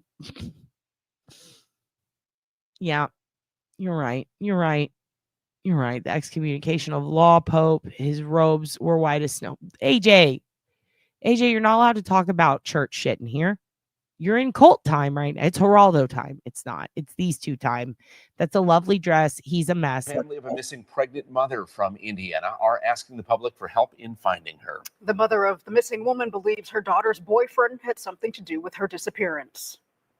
I would like my daughter home. We miss her. Her babies need her. Her family needs her. Holding posters with her pictures. More than anything right now, the family of 25-year-old Emma Baum wants to embrace Emma and the baby she was expecting. She was 1 centimeter dilated on October 4th. She has been missing since October 10th. At this point, we have done everything we can, and now we ask the public to please help us. Emma is 5'3". Only if I get to peg him. Also, dude, you met Casey Rocket and Lucas McCrary last night? Sick. Did you tell them you're in a cult? Did they go, what the fuck are you talking about? They're so great. Oh my God, Lucas is great. Dead's boyfriend does all the songs and sound for the Absolute show that Lucas runs. They are very funny. I love Lucas and Casey. 3 inches tall and about 136 pounds. She's known to wear different hair pieces and wigs. This picture of her as a brunette is how she looks naturally. Emma is a mom of 4 young children, which includes the baby she likely would have delivered by now. She was 9 months pregnant when she disappeared. If you do see a missing Emma, she may be with her newborn baby. This case is very critical because we don't know if that baby has gotten the care that it needs. Emma's loved one. Grounded. Absolutely not. Disgusting. No offense to my new best friend, but no. But someone does. I know someone who does. Ooh, that'll never tell. Here we go. say she was last seen at I'm sorry, I'm Bob. Bob will never tell. her boyfriend's house October 10th in the 2500 block of Connecticut Street in Gary. Gary investigators say they didn't receive a missing persons. Why do they call me that? I told them to call me mentally ill cat. Gary investigators say they didn't receive a missing persons report until October 28th. According to investigators, Emma's boyfriend was arrested on October 29th on an unrelated warrant and is currently being held in the Lake County Jail in Indiana. One individual was picked up on a warrant. I know that's the question out there. Was he charged? He has not been charged. No one in this case has been charged. And that individual was just on a separate FTA warrant. Investigators say since Emma was For record, FTA is a failure to appear. So when you don't show up to court, you get an FTA. So that means he had another court date. He didn't show up for it. That is very similar to what happened in a case to a victim. And it is interesting, right? See, right now, well, the boyfriend did it. Is it appropriate? I thought it was appear. Here they call him failure to appear. And in Florida. Hold on. Hold on. I'm going to keep playing it while I look up what Indiana calls it, because they do have weird names for things. I remember that from Delphi. So let me pop this down for a second. Here we go. in the Lake County Jail in Indiana. One individual was picked up on a I warrant. swear to know God, that's the Star Z, you're fucking grounded for a month. Why are you kids doing pranks on me? First him, now you. First Ed's boyfriend, now you. You're all turning on me at once. Yeah, there goes your bond, right? Well, here's the thing. It's not really bond. He's going to spend one night in jail, and then that's it. You know what I mean? They're going to retry, or that he's going to have a new court date, but it's the same as like, if you sit out a warrant, I think it's like 12 days. I think there in Texas, a couple of other places. But if it's a failure to appear, it's like one night and then they reschedule it. Although, if he's on probation, he could get MTR'd, which is the motion to revoke as a punishment. Okay, now you're all fucking grounded. All of you are fucking grounded. Yep. Don't say gay. Don't say gay, or I'll call your aunt and I'll tell her you said it. Oh, wait, nope. You can say gay. I forgot. She likes it. She likes it. It's fine. I can't remember with her. She flip-flops. Ernie is a what? Ernie is a what? This is how reoffenders get started. Thank you, Laura.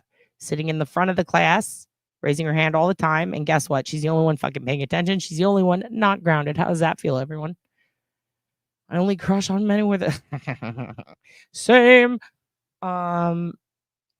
Giving backstory on the strangers when you make up their lives. Yes. It is also talking shit. As long as we recognize that we can do it all we want, I think. Gay, how, rumor, innuendo. Here we go. Her boyfriend's house, October 10th, in the 2500 block of Connecticut Street in Gary. Gary investigators say they didn't receive a missing persons report until October 28th. According to investigators, Emma's boyfriend was arrested on October 29th on an... Okay, so this is a problem, right? In case you guys missed it, that's a long time to not report someone. Okay? This is a long time. It's too long. That's too long. Why is this banner still going? That's too long. That's the part that worries me. However, as I looked into this, just my opinion, seems like there's a bit of an issue with him and drugs, maybe. So obviously, seems like, especially when she's preggo, yeah. Seems like there's kind of all of Gary is like that. All of Gary. It's pretty bad, dude. It's pretty bad. So, no. Ernie's not a rumor. How dare you? How dare you? Stop changing your handles. Yeah, it's half the houses in Gary. That's what it all looks like. It's really bad. It's really bad. That is not a good place to live. It seems like she was in recovery.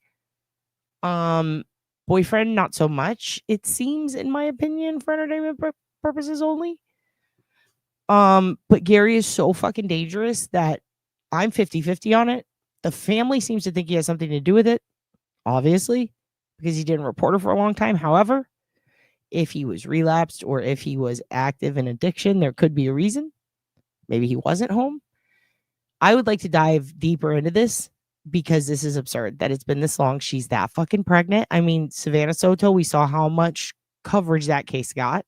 I know it's been a minute, but I think if anything, that should create more urgency.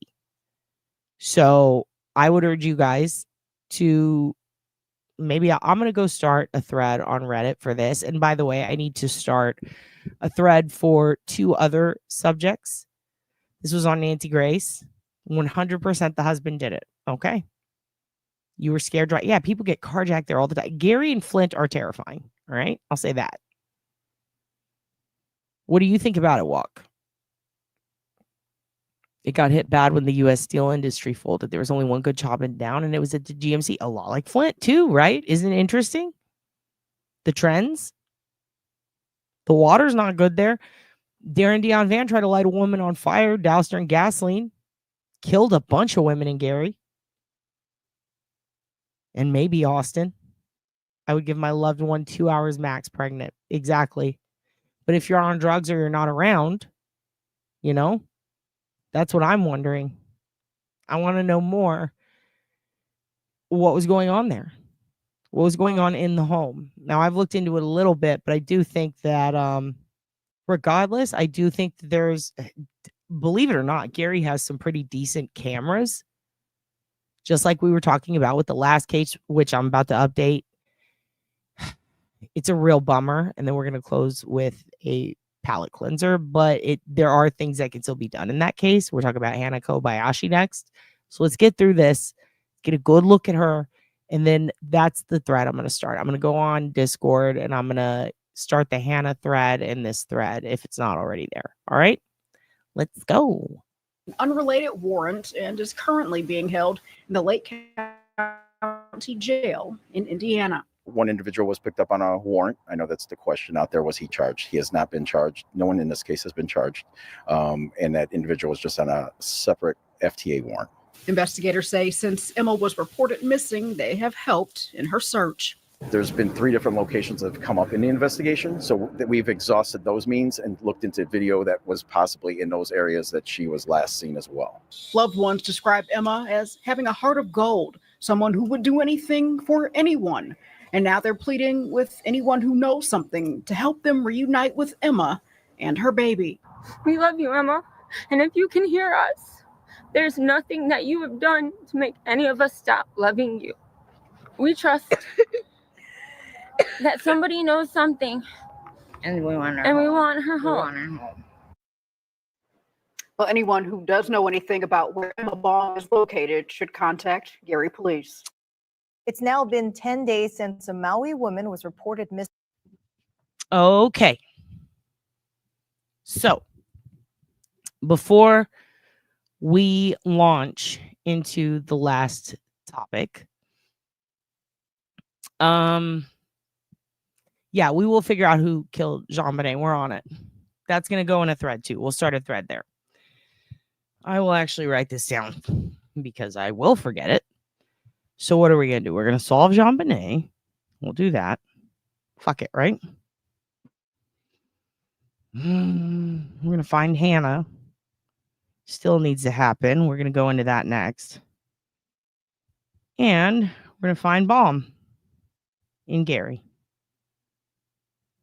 I will put a list of the resources that I posted in the community posts and that I posted under the last episode about Hannah Kobayashi. I will post that in our Discord on the Hannah thread.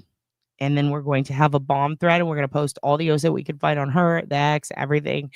I'll post all the Gary cams, the topography cams, the satellite cams, everything that we can pull.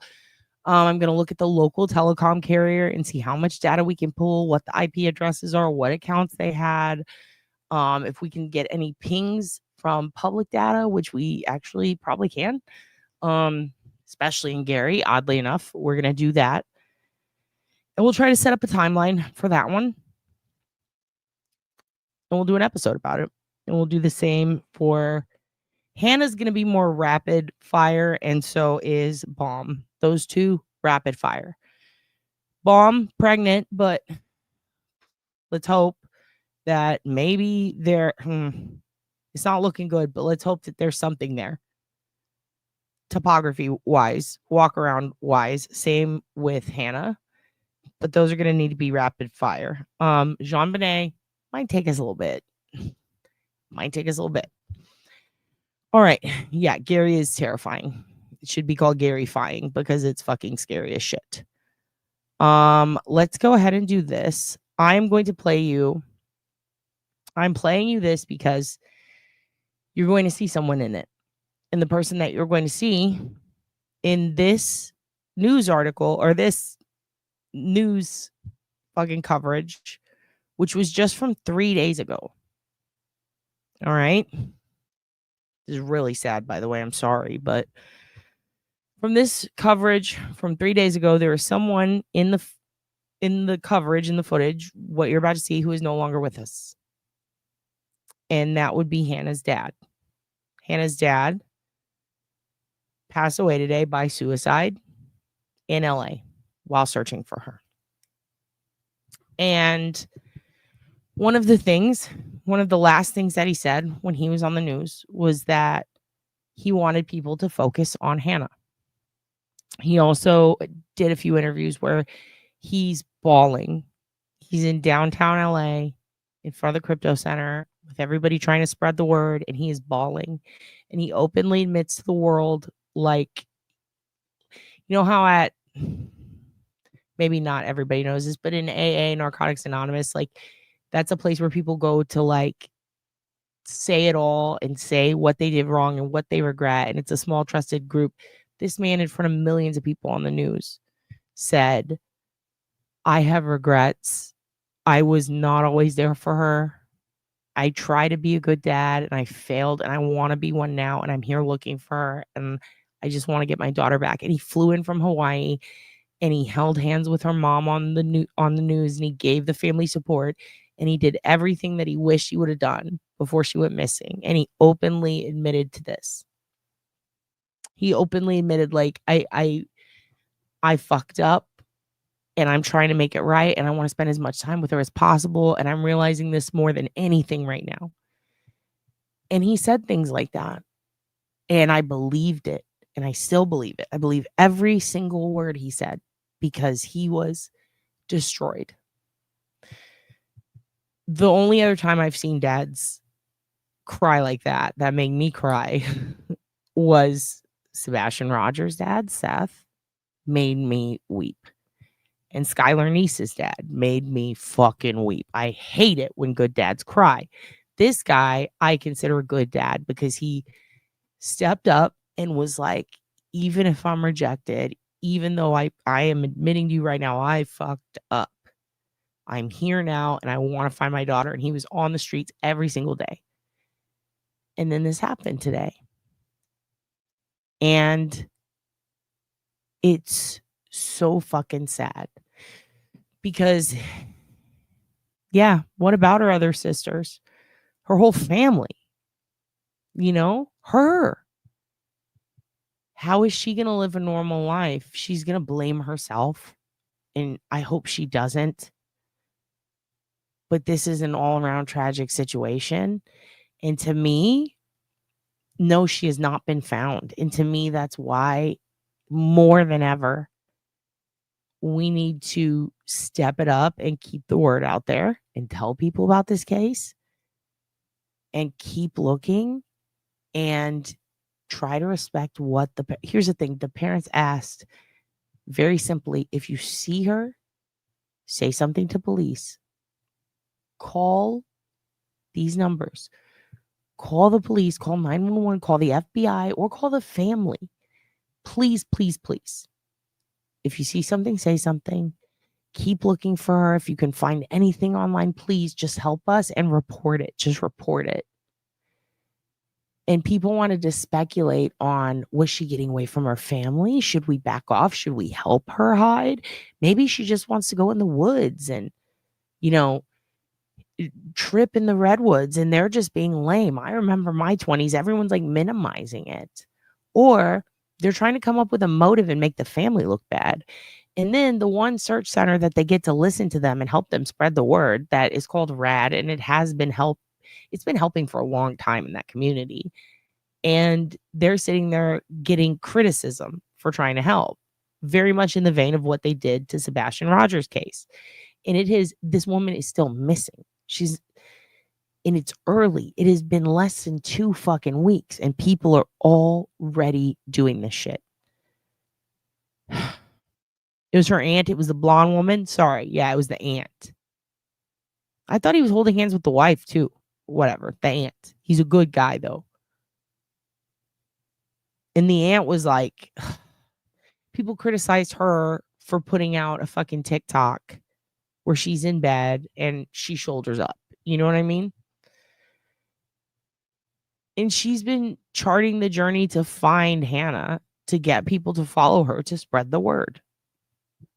And they're criticizing, we can see her shoulders. What the fuck, dude?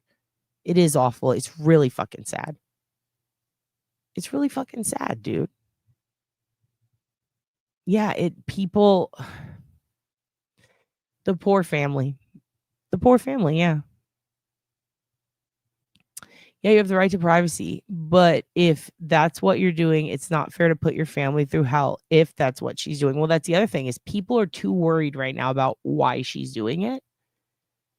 They're not focused on finding her. They are tearing apart the family, going through the family dynamic, criticizing the aunt, making a lot of presumptions about her, and not trusting when the family says this is weird behavior. They're like, well, I was into crystals and I was weird. True.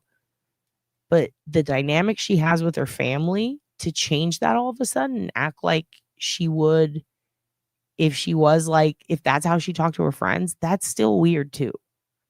They're very concerned, and the police have confirmed they do believe that she is in danger. So for people to spread rumors acting like she's not, or that the parents are in on it when they had to fly from Hawaii and New York, is crazy to me. So with that said, let's go ahead and play this, and I will put up your comments as you watch. This is from 3 days ago. I want you to see the things that the parents wanted. And then I'm going to show you, like we did last time, some of the things that we can do to help. And I'm going to show you some new camera footage. Yeah. They saw her on camera with a man and she looked bad. Yes.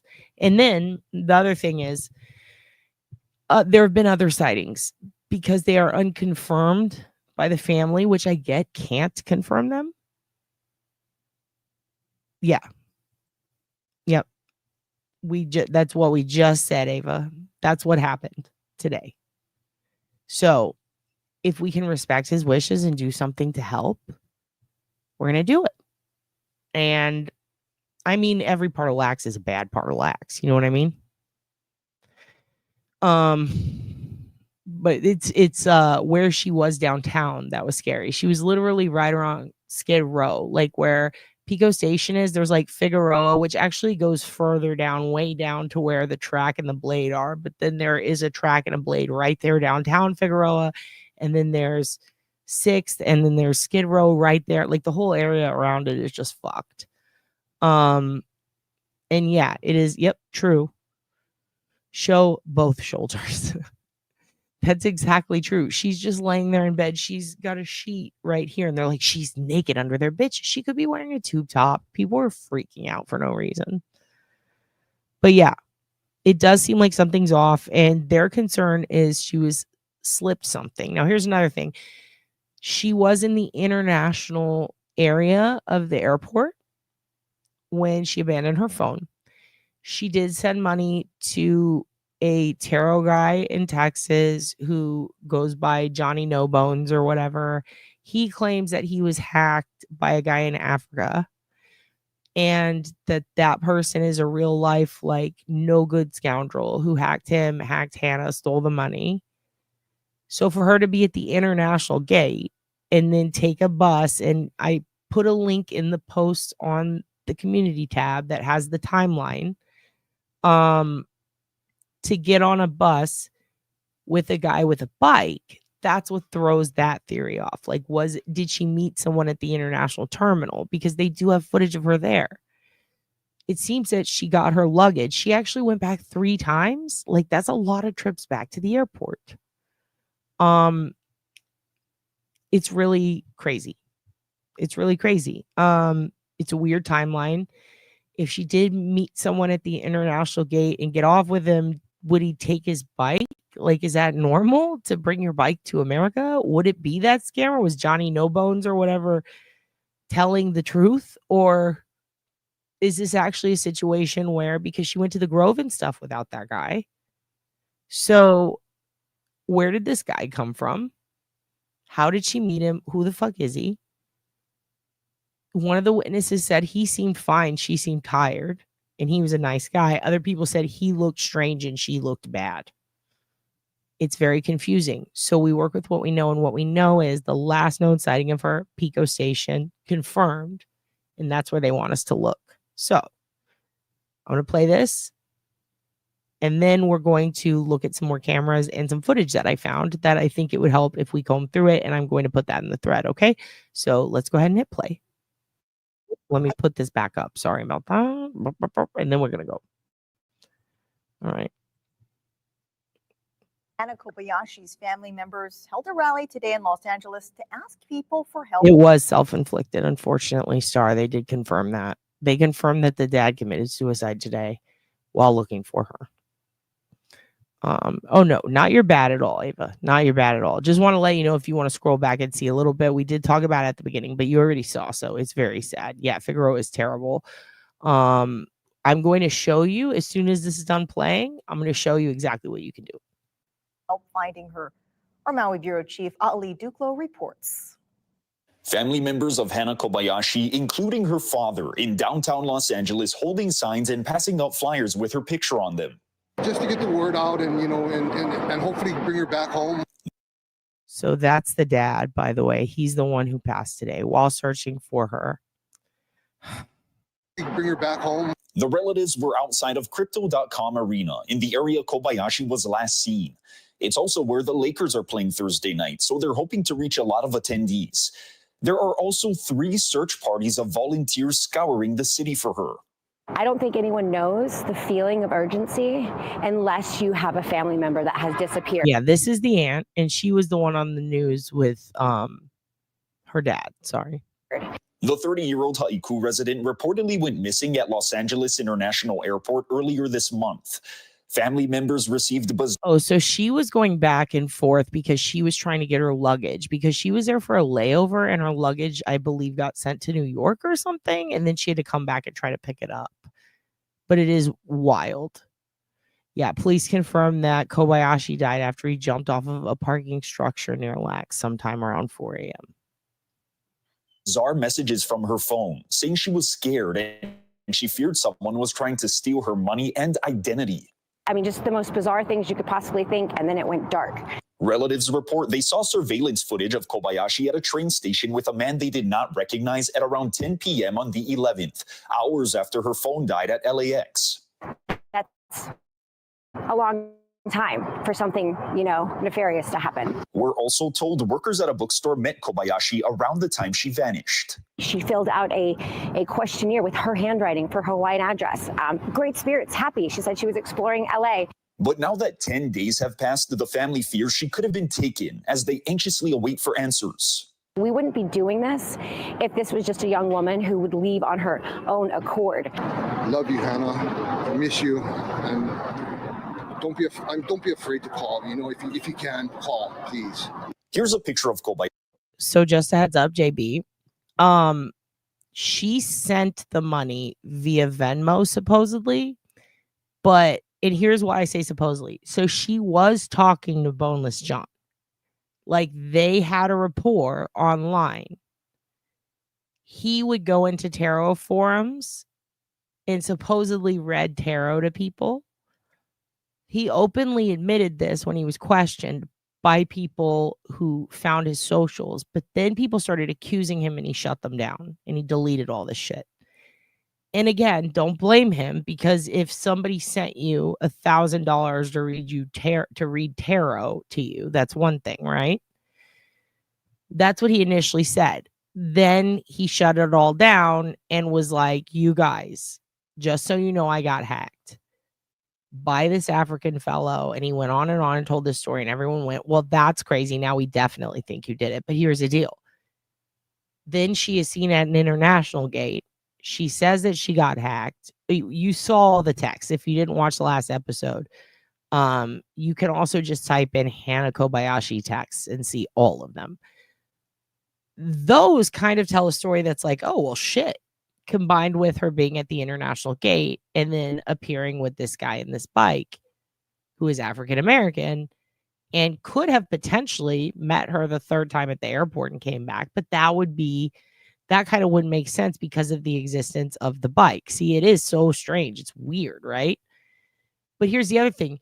She also sent another Venmo to a different person who 100%, it was like a tarot thing. And she was also at this event right before the LeBron one that had to do with tarot. And she was in all these groups online. But she also said that she met some people through the internet, and that how she fell in love and she met someone in person. And she said this in text, but the family thinks the texts don't sound like her.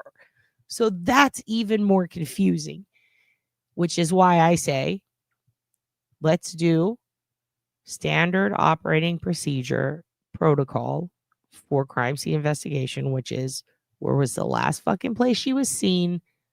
Let's start looking there. Worry about motive later. And she did put her carry-on stuff in a locker, but she was also seen with the purple suitcase. I see what you're saying. So maybe she had because she did only have the purple suitcase. Well, she had it on the bus the first time, with that guy, but she didn't have it at the Grove, I believe. They reported it. It's been reported on the news. It's been reported by several sources. And yeah, it's bad. Yeah, no one wants to travel around with a bunch of crap in their hands. That's true. Kobayashi. She's 5'10", 140 pounds with... Oh, also, when she was at the bookstore in the Grove, which is a really nice place, and it's a bit further from downtown. It's not as far as the airport by any means, but it's to the east, I believe. And then a little more west to the west. It's to the west, going towards the coast. And then downtown is a little more east, central, obviously. And then it's just strange. It's a strange path. I feel like, if she's going to be on bus lines and using commuter stuff, that public transportation, basically, they're going to have a lot of footage of her, I would think. So it's just strange. I do think it is likely, like you guys said, because some people do live in those airports for days. And homeless people are known to go in there and live in LAX specifically. Was she carrying some stuff during the basketball arena video that she was carrying in the airport? She had her backpack. She had her headphones. She was wearing her glasses still. And she was wearing the same hoodie and same pants. In fact, I believe for all 4 days, they caught her wearing the same outfit. So interesting stuff. And then at one point she was spotted, I believe when she was with the guy on the train at Pico Station, she did have her suitcase with her. And that was after her second or third trip to the airport. So I think it was her third, because that was her last known signing. So yeah, crazy. Brown hair and eyes, and is fair-skinned with freckles. She also has glasses and a nose ring, and could have a purple hard-shell suitcase with her. Her family insists they will stay in LA for as long as it takes to find her. And if she was taken, they're asking whoever has her to not hurt her and return her safely. No questions asked. Ali Iduklo, Island News.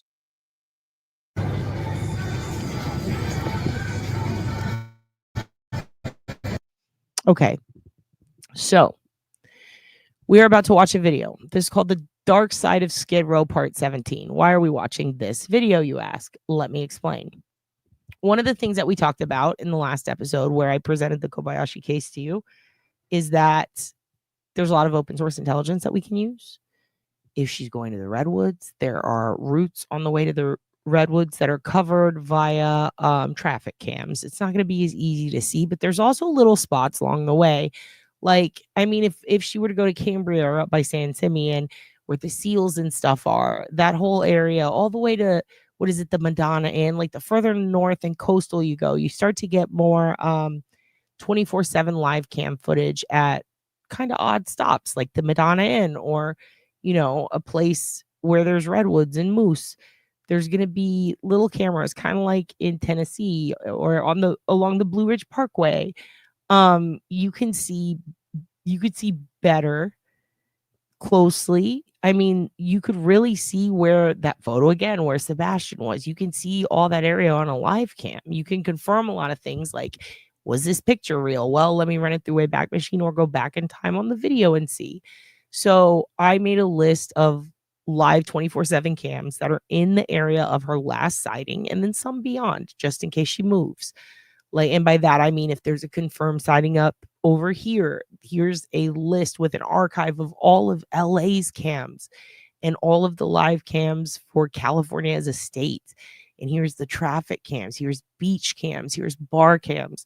So all of those cams are in a list on the community page that you can live search 24/7. You could just go on there. I also included a list of YouTube videos. Why did I do that? Because there are creators who daily go out and film themselves walking down the very places where Hannah was last seen. Since it's been about, what is it? She was last seen on the night of the 11th or the 12th. Okay, it's fair to say it's been about 2 weeks. What's interesting is these daily creators, they put the date that they filmed it below, but they release it later because they have to edit it and shit, right? For some of them, it takes a day. For some, it takes 2 weeks. A lot of the live HD, the really good ones where you're just cruising through, seeing everything and everyone, a lot of those can take between 8-10 days, 2 weeks. So what I thought was, let's keep track of those. Let's put an alert, a Google alert on specific creators who do this.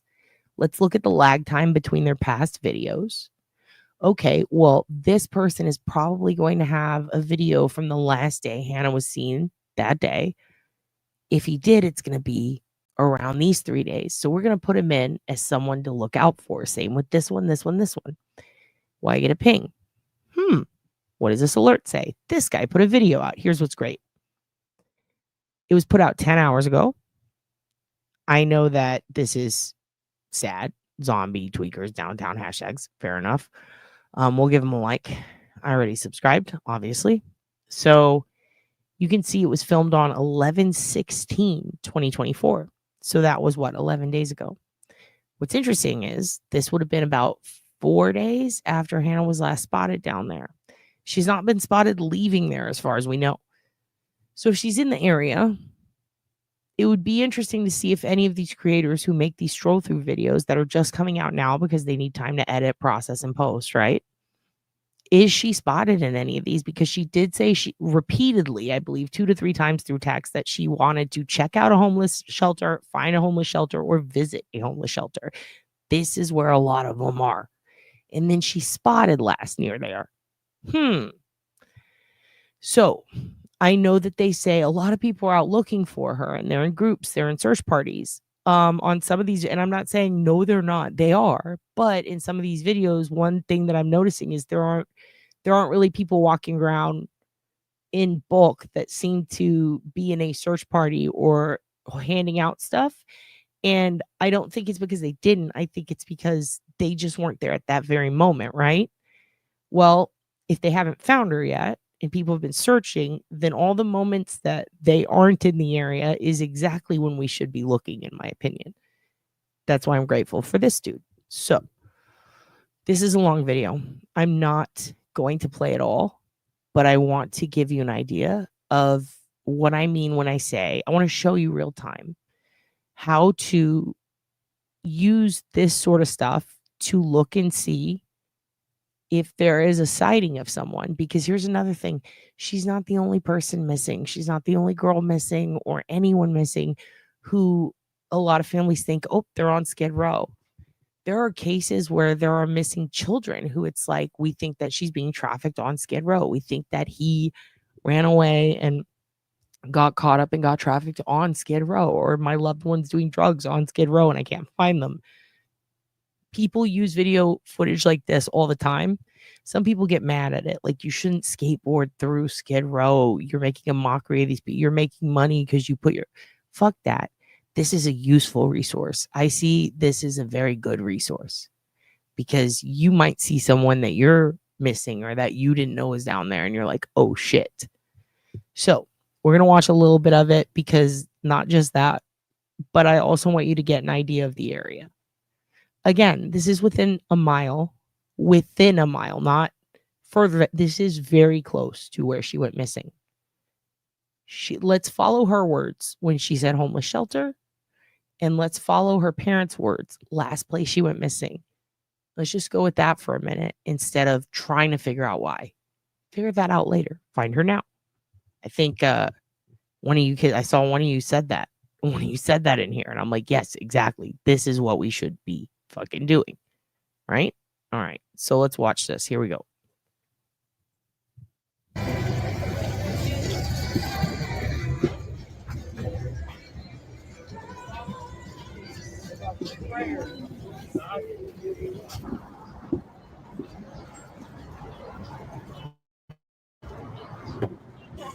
But the person is who you release. The person is who you release. Not about her for 3 years. Though you said that now, she's back in my mind. So it's okay.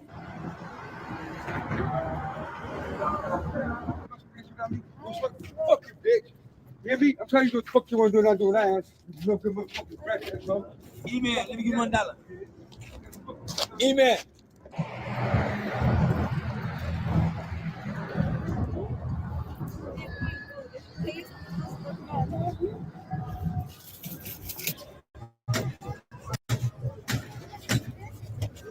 Oh, I got it over there. I got it.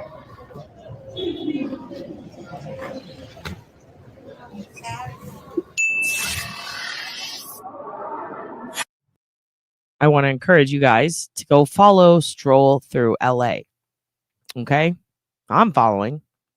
And the reason is because there are so many fucking cases where the person ends up in or around Skid Row. And if you don't know about this resource, or if you have someone who you've been searching for who's missing, who they think, oh shit, they've been sex trafficked, or they had a mental break, this is gonna be the place to look.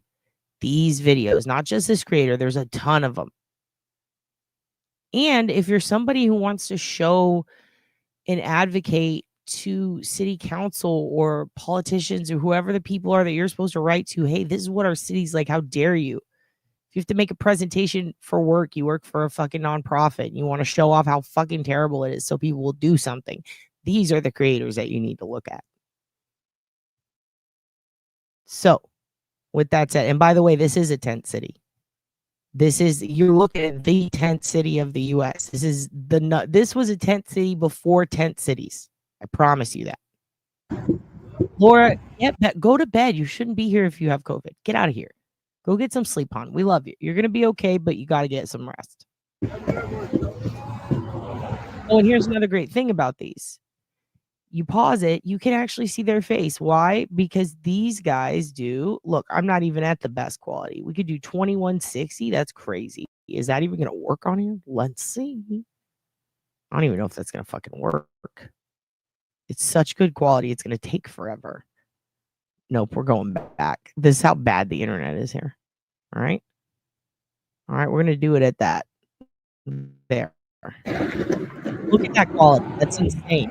If you're trying to find someone and you're looking, do they have a mole? Do they have a freckle on their eyelid? You're going to be able to see.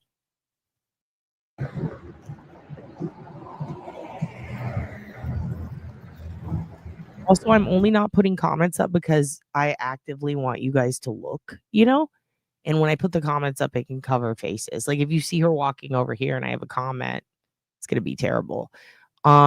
Also, I am going to put it on a little bit faster. We're not going to look at the whole thing, but I just want you to get an idea of the area so that you can understand, like, every street too has different dynamics. One of them will be packed with people and one of them won't have a lot, but one thing's for sure, there's the tent area, the hangout area. This is where you go piss, this is where you get food. It's kind of wild. And I have been down here in person, and oh my fucking god, dude, it does remind me of East Hastings in Vancouver. I will say that much. A lot. But also with, it's kind of a little more violent. Anyway, here we go.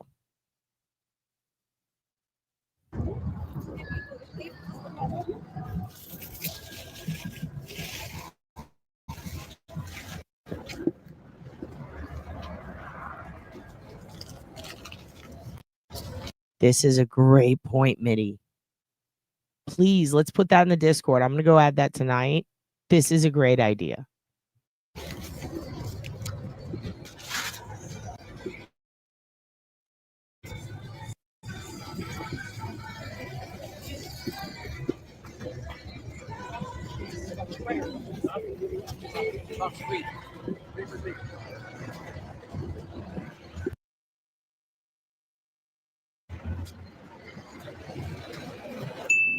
Okay, maybe we will turn the and also, yes, you're gonna see asses, you're gonna see some tits. It's Skid Row, dude.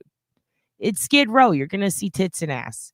When we're looking at anywhere that is also a track or a blade at night, aka a place where sex workers, hookahs, toots, whatever you want to call them, where they are, where the pimps fucking hide and watch them and terrify people, like you're gonna see a little bit of ass. All right, I'm sorry. You're gonna see butt cheeks. Speaking of butt cheeks, oh my god, I'm about to kiss Nurse Kim's ass. Love you, bitch. You're on the way to the airport with my entire family in the Shiba. Thank you for big life. A Shiba Inu? Does your Shiba Inu have any mahjong?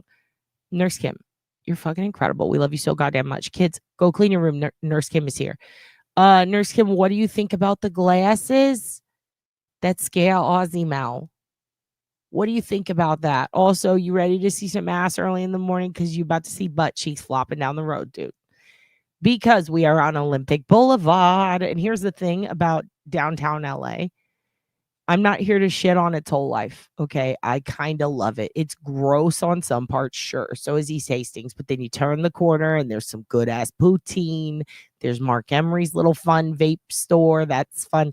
Here, yeah, you're right by where Richard Ramirez used to smoke crack and linger and choppy chop heads off and do all that fun stuff.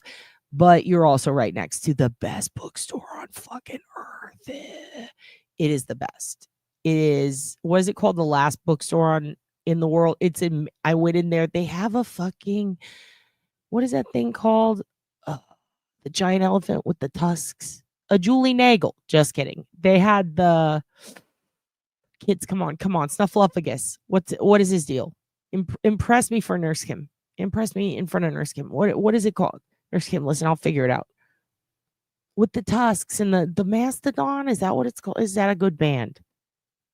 They love you, Kim. They love you. What is that fucking? A mammoth. Thank you, Claudia. Claudia is my favorite. The rest of you are fucked. You're all grounded. Yes, a mammoth. Rabbit, you're also my favorite. The rest of them are fucked. Good morning, Rabbit. Good morning, Nurse Kim. Good morning, Claudia. I'm showing the kids Skid Row to start their day. Powell's Bookstore's 3 city blocks. How dare you, Stasi? Are you pronking? Really? I mean, book people used to work there here in Austin, oldest bookstore fucking in the city. And I don't know. I've seen very few bookstores as impressive as the one in LA. It is incredible. It is so good. Oh, well, look, that'll show you pictures, or I will post a video, or no, maybe we'll watch a video in a minute. Tar pit swimmer. Don't you dare call me that, AJ. La Brea is terrifying. Oh, God, says Rabbit. Oh, God, because Nurse Kim's here and Nurse Kim loves you, Rabbit. You teach me about LA. Maybe someday we'll take a trip. I'll be the mammoth. Oh, shit. Am I going to cut your head off, bitch? Oh, I've always wanted a good vacation with the girls. Nurse Kim, we're going to get that Malibu hotel room via prank calling. We're going to get that for you. Your influence, it deserves a night in Malibu. You feel me? Hi, I've been here for what? Claudia is so good. You could do recon for us. You could do recon. You're lurking too? Oh my God. If y'all were the FBI, I'd be busted right now. Good morning, Rabbit. Look, you kids got here at the right time because we are lurking on strangers on Skidrow looking for the missing Hannah Kobayashi, who we are not going to give up on. Hannah is our bitch. Hannah is our queen. I'm sorry I called her that. I mean that with love. She is our bae. She's one of us, dude.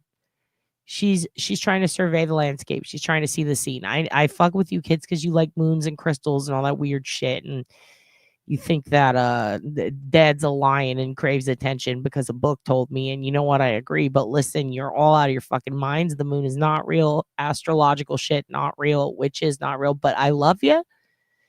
You're grounded and I'll put up with it. I'll allow it for the case of Hannah because she was into it. So I guess I'll allow it. I'll allow it. For this week, I need your help.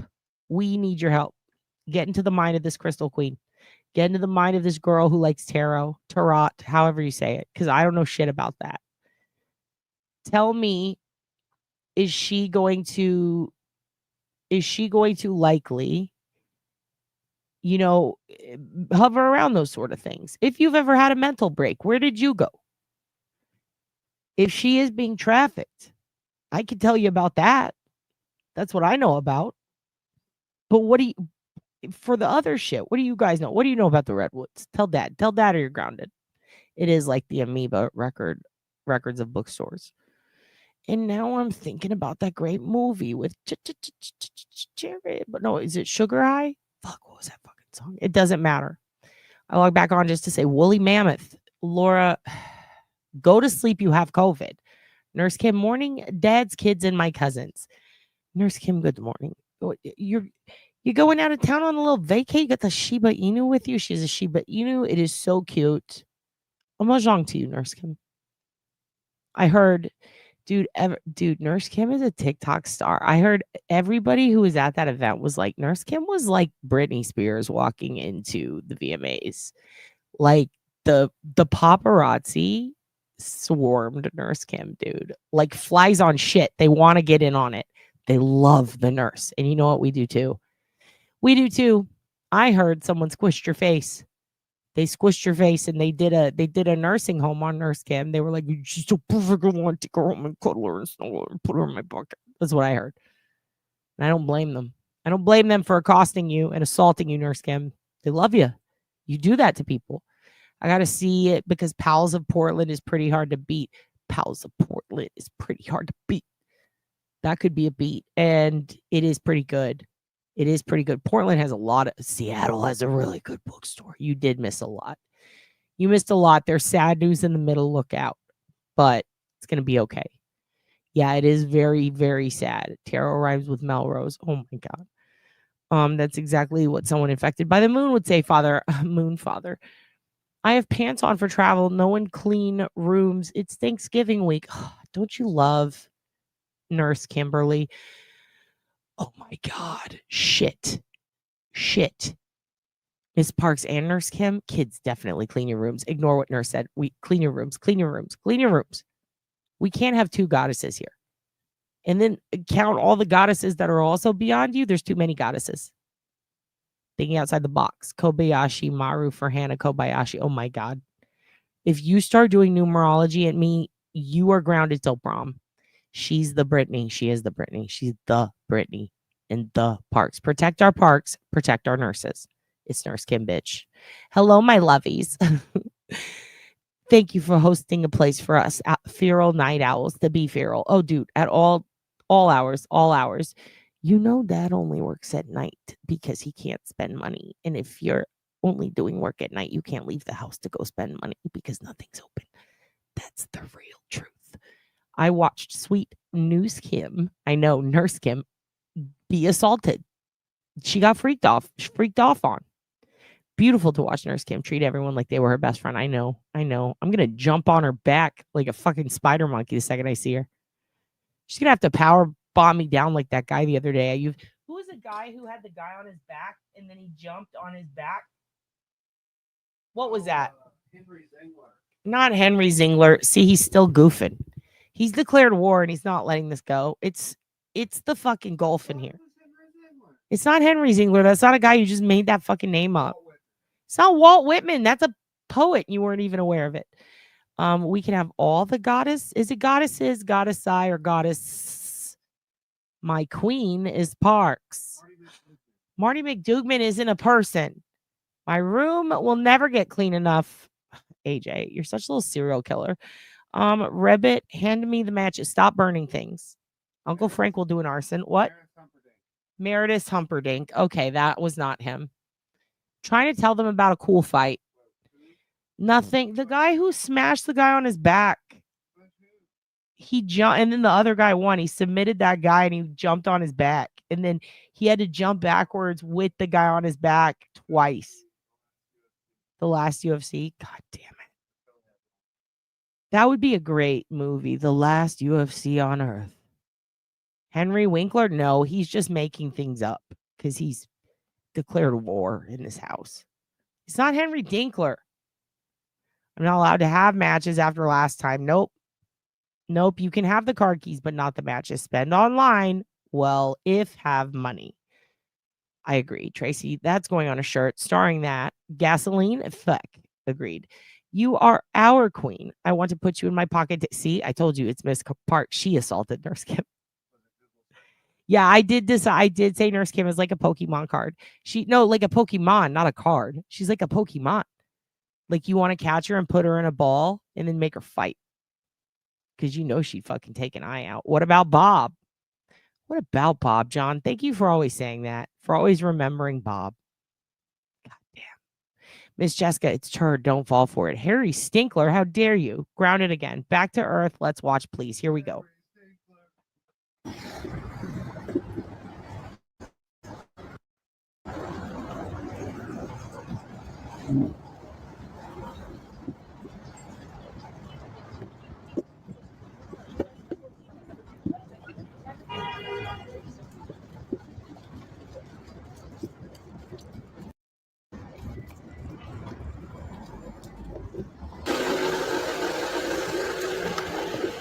Okay, by the way, he goes around block by block, but he's mainly around the area where there's a lot of the like the street vendors, but also the people who are like, giving away clothes and outside of the shelters. And he focuses on the shelter areas. And I brought this up the other day, but the shelters here, like no shelter in the US is going to tell you who's coming in and out of it because it's usually against policy almost exclusively.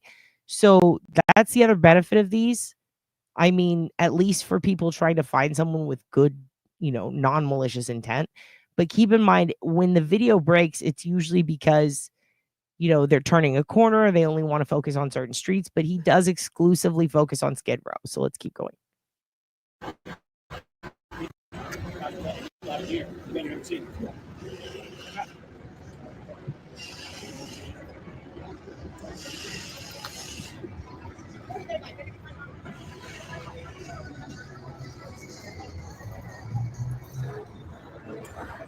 Thank you, Nurse Kim, for harvesting organs for the group. Oh, wait, I could just play this and turn this down and go on the rants. Oh, excellent. I mainly just want to show you guys the type of stuff that's out here. Yeah, churches that feed the hungry. And here's the thing, a lot of homeless resources, like there's one lady who goes down here and she actually got in trouble for it, but she was like giving out food to the homeless and helping them out. And there was someone doing dental work and stuff. I might have to lower. I'm definitely gonna have to lower the quality. Hold on. Here we go.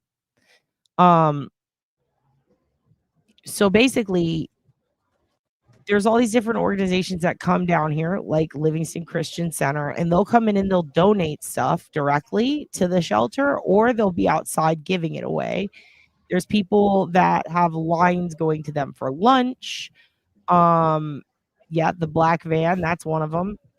There's a couple of them where like they're people trying to sell stuff. You're going to see people just giving away. There's a lot of people who come down here and they give away fentanyl testing strips. So you see a lot of advocates down there for that. A ton of dads looking for sex trafficked women, like a lot. And there's quite a few people who just work up the road and they just take advantage of things that they have to walk past. And then you've got a couple of different people who engage in sex work, and then people who are sex trafficked, intermixed in the same area. Yep, liability reasons. That same here. You have people coming down here to utilize food banks with their kids and their families. And those people, they might not live down on Skid Row. They're just coming to use social services because they need to.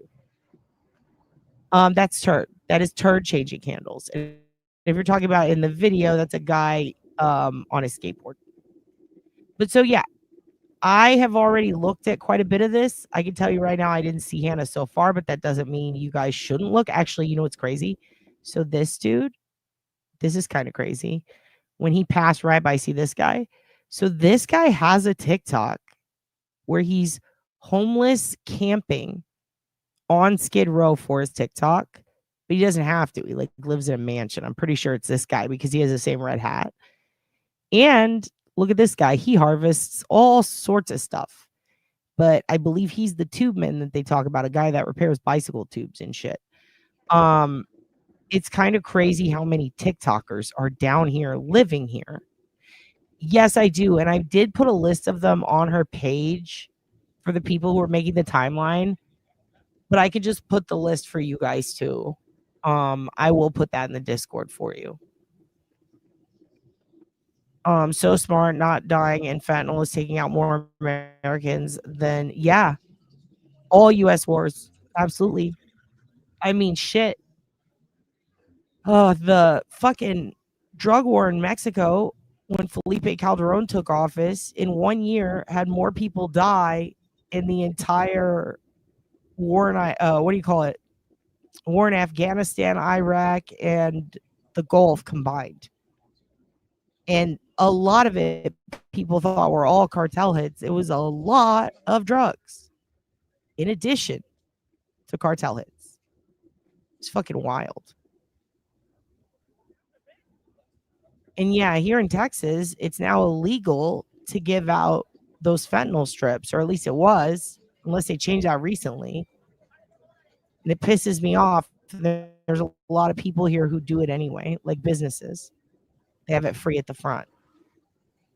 I think there should be that shit, the nasal spray, the medication, the withdrawal medication. It should be, I mean, there's these stations in Oregon where you can like break a glass and get one or some shit. They should do that here. It's crazy how many people are dying from that here, especially on 6th Street.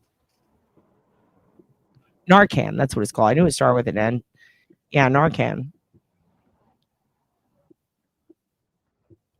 So yeah, you can see like how good the quality is on this video, and I have it sped up just so we can get through chunks of it. Usually if it's not spread up, it goes a little better as far as quality goes. But see how right here we've got people pause and they're looking for a second. You pause it here. You can slow it down a lot so that you can look at their faces. You can go, is this Hannah? I'm also going to include quite a few different pictures of her in the Discord so that you can get an idea. I guess the most recent one is the best one I have because that's likely what she looks like. So see right here, what I would do is I would just comb through it going really slow. And then I would switch it to fast. And if I see someone there, then I would pause it. And then I would go back a little bit. And then I would put it on slow. And then I would just either pause it if I can't see their face, or I would come here and I would do like this. And then I hit play. And now I can see, get a slower walk by so I can pause it at the right moment. Oh, maybe a little bit back. And then once I get at the right moment, I would screenshot her face and put it next to Hannah's and go, does this look like her? Is she wearing these clothes? Boom. Not her. Keep going. And then I would take this and then go back to normal. And I just do that for hours and hours, and I don't go crazy. And then when I do go crazy, I stop. And yeah, if you go to my most recent community post on this YouTube, you will see a link to our Discord, and I will put one below. they're doing that here in Austin. It's disgusting. It pisses me off. They did it in Dallas, and it did lower the homeless rate, but the jails got overcrowded. Soft white underbelly is amazing. It is amazing. I watched the shit out of it. Okay. So here's what I'm going to do. I'm going to stop this because it is a long fucking video. We started it right about here. If you want to go back and you want to see this video or any other video around that time, or if you want to look at the live 24/7 cams that are along Skid Row, anywhere else in California that she could potentially be, I have narrowed down those cameras, put them in that post. I will put them again on Discord. They are in my community post here on YouTube. Okay. You can go to that. You can look through YouTube videos. You can look through the 24/7 live cams. It's got links to the unofficial timeline. I say unofficial because a girl made it, but she did a fantastic job.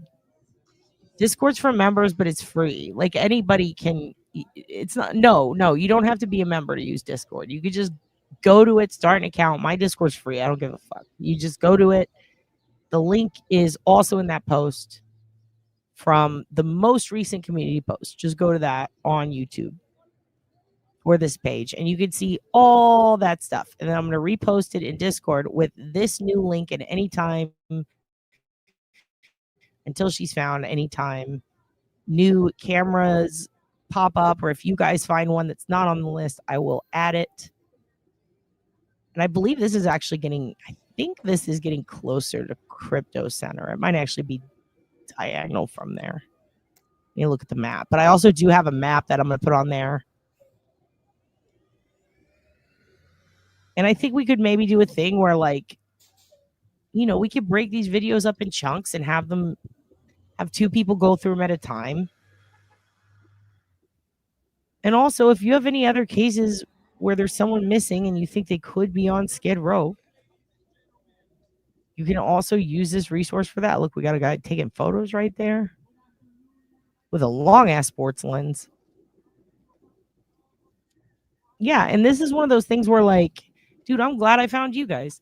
In all seriousness, this is one of those things, like, you know how people say, oh, well, all these fucking armchair detectives, like, stupid fucking bitch-ass flop and popper. Anyway, like, yeah, you know what? Sometimes they're right. They do hurt. They hurt cases. They fuck shit up bad. They distract, detract, react, cause problems, cause immeasurable damage. They stalk, they dox, they create more victims. But I'm trying to give you ideas that are useful that won't do that. So we're not going to focus on the whys, the motives. Were her parents mean to her? That's not our fucking business. She's missing. Let's find her. Let's not worry about any of the other shit. That's not let the investigators do that.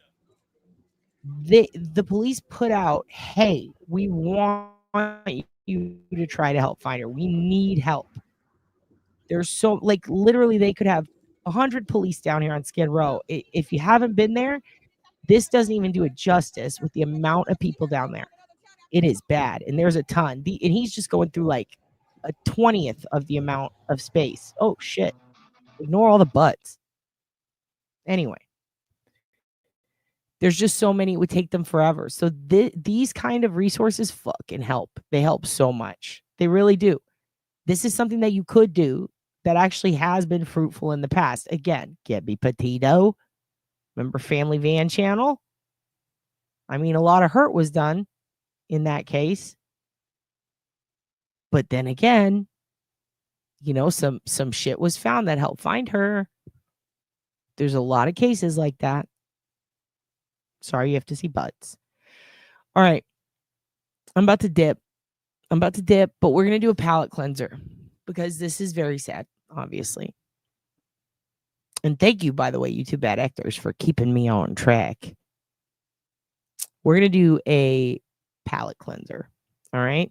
And you're brilliant. You're all brilliant. You're the best. Discord, is for anyone with the link. Yeah, anyone with the link can go. There's the link. I'll even give you time. Screenshot that or write it down. I'm going to leave this up for a minute, and then I'm going to pop up Nurse Kim's. Thank you so much, Rabbit. I'm going to pop up Nurse Kim's link so you can follow her. We're about to watch the palate cleanser. It's so good. You know I love Josh and Mama. If you don't know who they are, God bless you, hun. You're about to find out. Josh, him and his mom have a cooking YouTube. Used to have a TikTok. Now they have both. Or Instagram reel. I don't know. I saw them on something and I'm like, I'm obsessed with them and I watched it all. I'm pretty sure it was Insta. Josh and Mama make food and Mama makes the worst food. She's the worst cook on earth. She doesn't understand how to cook. She keeps her lemon juice under the counter. All right. She like under the kitchen sink counter with all the chemicals in a bottle, and it's really old, and she eats food from 2020 and she puts no seasoning on anything, and every comment on every video is bless her heart. Yeah, that's the type of shit we're not going to do, though. That's the type of shit we're not going to do. We're not going to do that. We're looking for Hannah. I don't think anyone lured him and pushed it. This is it. He's gone, and there's nothing we can do about that. And there has been no word that is in any way connected, and the family told us, please, enough. So we're not going to do that. It's okay to find it a bit sus, but we're not even gonna entertain that here. Not in the Discord either. We're just here to find her and search through data. That's all we're doing, because I'm willing to bet my life that was because of a lot of this and blame and drama, and we're not going to create that so that it happens again. So we're not, but I'm not saying you were, but like, we're not, it can be sus. We're not vocalizing that on my shit though. Like, I'm not going to, because I just, the only goal is let's find her. Okay.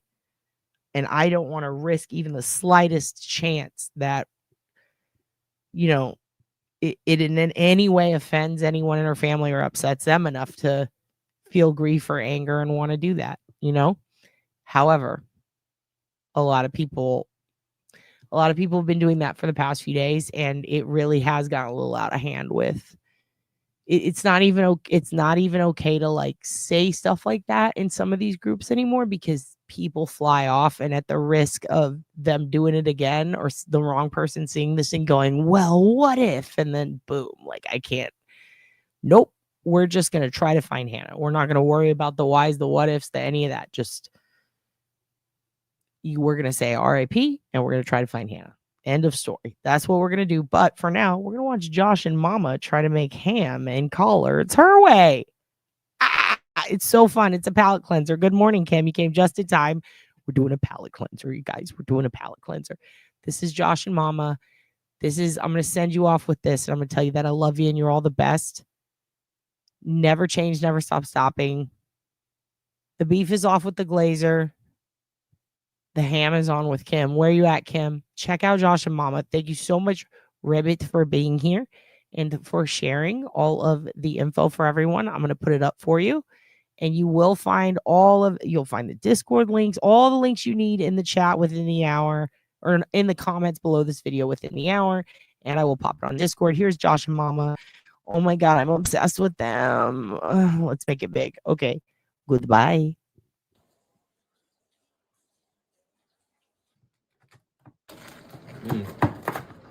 Lord. That's enough. You don't got to cut off like this part. Is that like optional type thing? Yeah, that's optional. You don't have to cut all that off. No. Oh Lord. Yeah, I'm gonna buy you a bigger pot too. Well, when it cooks and it starts to shrink, it'll all fit in there. Oh. Yeah. So it's okay. It ain't hurting nothing yet. Look how pretty and green that is. Smells It smells what? Like you put fresh chlorine in a pool. Chlorine? Chuck, what are you talking about, son? I did not like this.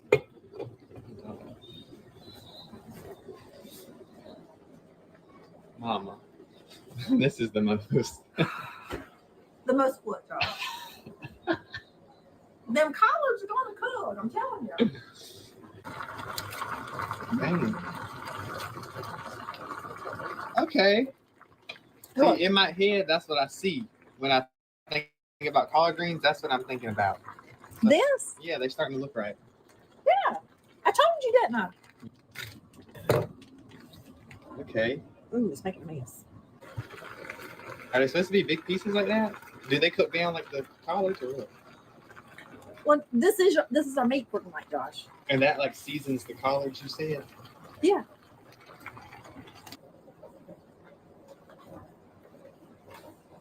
What's the vinegar do to it? It cuts the bitterness in the collards. Right. Oh God. Ooh. And how much sugar do you usually do? A generous amount, Josh. That's our measuring standard. Generous. Generous amount. Yes. Generous. Look, that sugar's gone already. My God. And the ham's cooking up. I need to stop. I've been doing this longer than you are old. I know. You got it down pat. That's right. I know what I'm doing here. Look, that's enough to fill a bowl right there. Mm-hmm.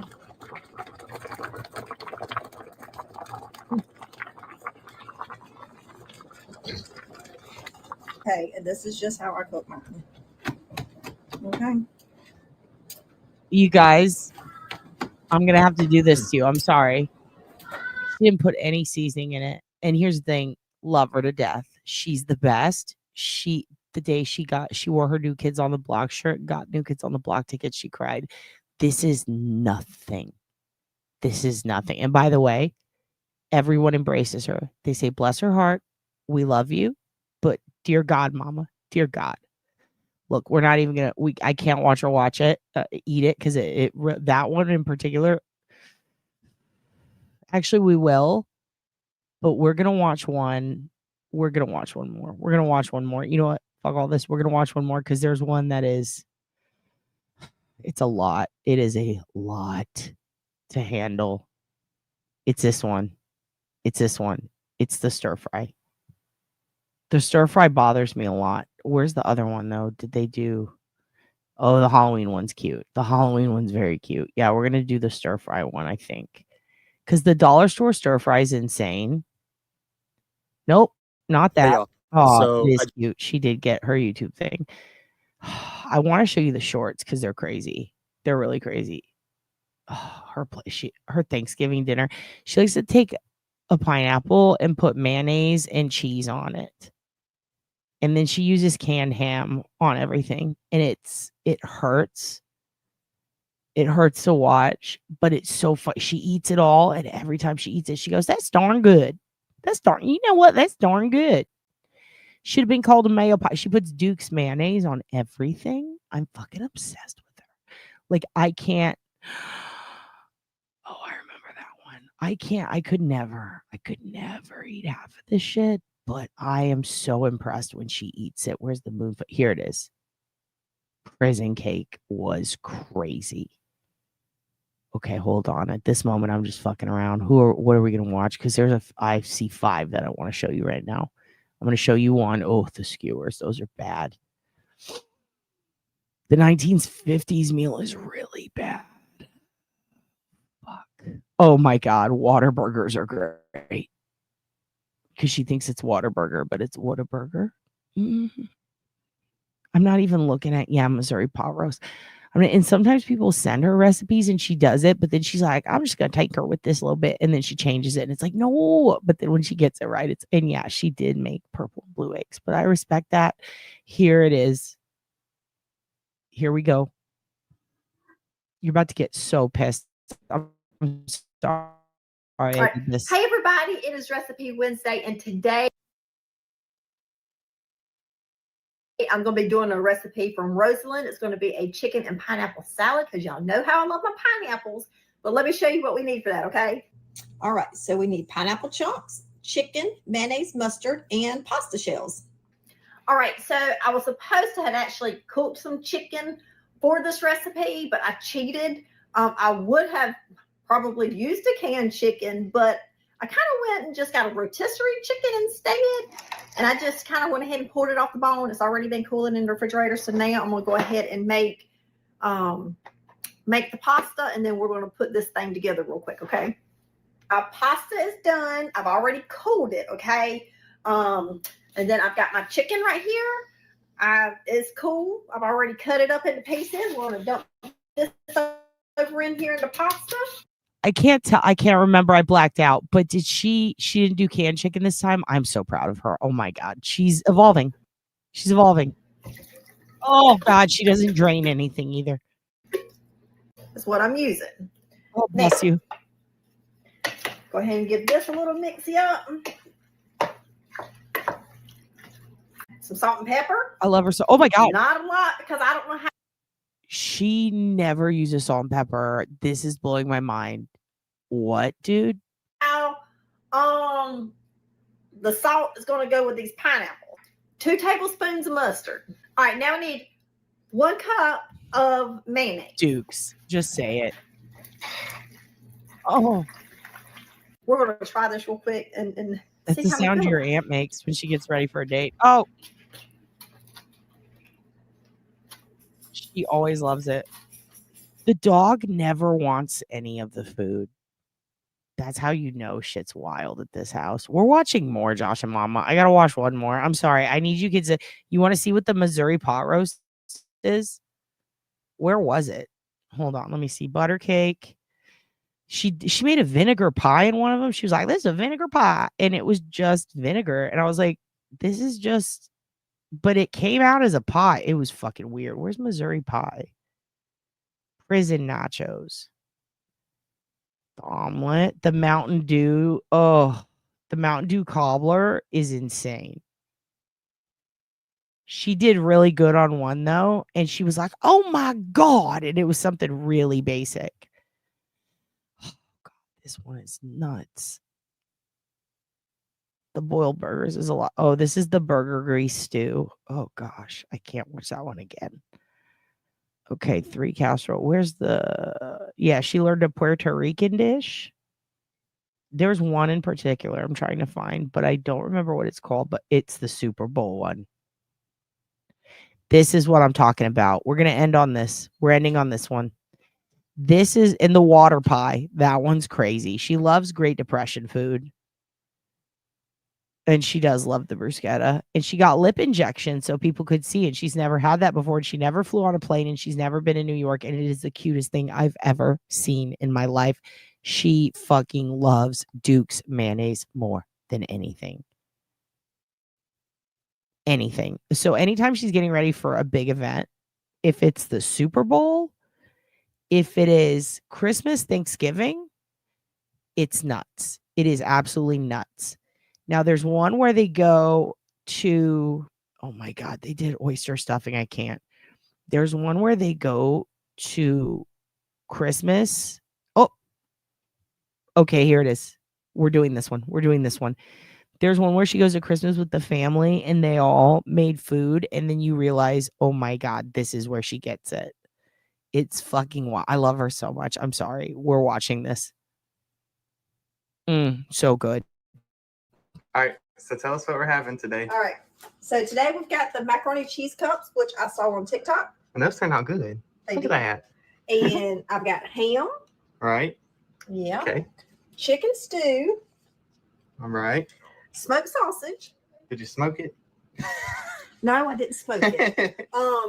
Collards. Collards. Oh, we can't forget about the bread. Yeah, the buttered bread. Gonna have bread. Okay. We've got a grape salad right here. Oh. Okay, wait for the pineapple. Wait for it. Strawberries and pecans. It's made with cream cheese and sour cream. Oh, so it's like a healthy dessert type thing. Yeah, if you want to look at it like that. Yeah. This is a peanut butter jelly pie. Oh. Saw that on TikTok too. Oh. Yeah. Here it is. And then we got the pineapples, mayonnaise, and cheese. She does this every holiday. It is a pineapple from a can with a glob of Duke's mayonnaise, cheese, and a cherry, and then she puts it on top of lettuce. One time she made it into a sandwich and put it on bread, and I cried for 3 days. But you added something. I did. I added the cherries to this and a better lettuce to make it look pretty. Yep. Make it look fancy. Done it ever since. Yeah, so that's what we're having today. Okay. All right. Cool.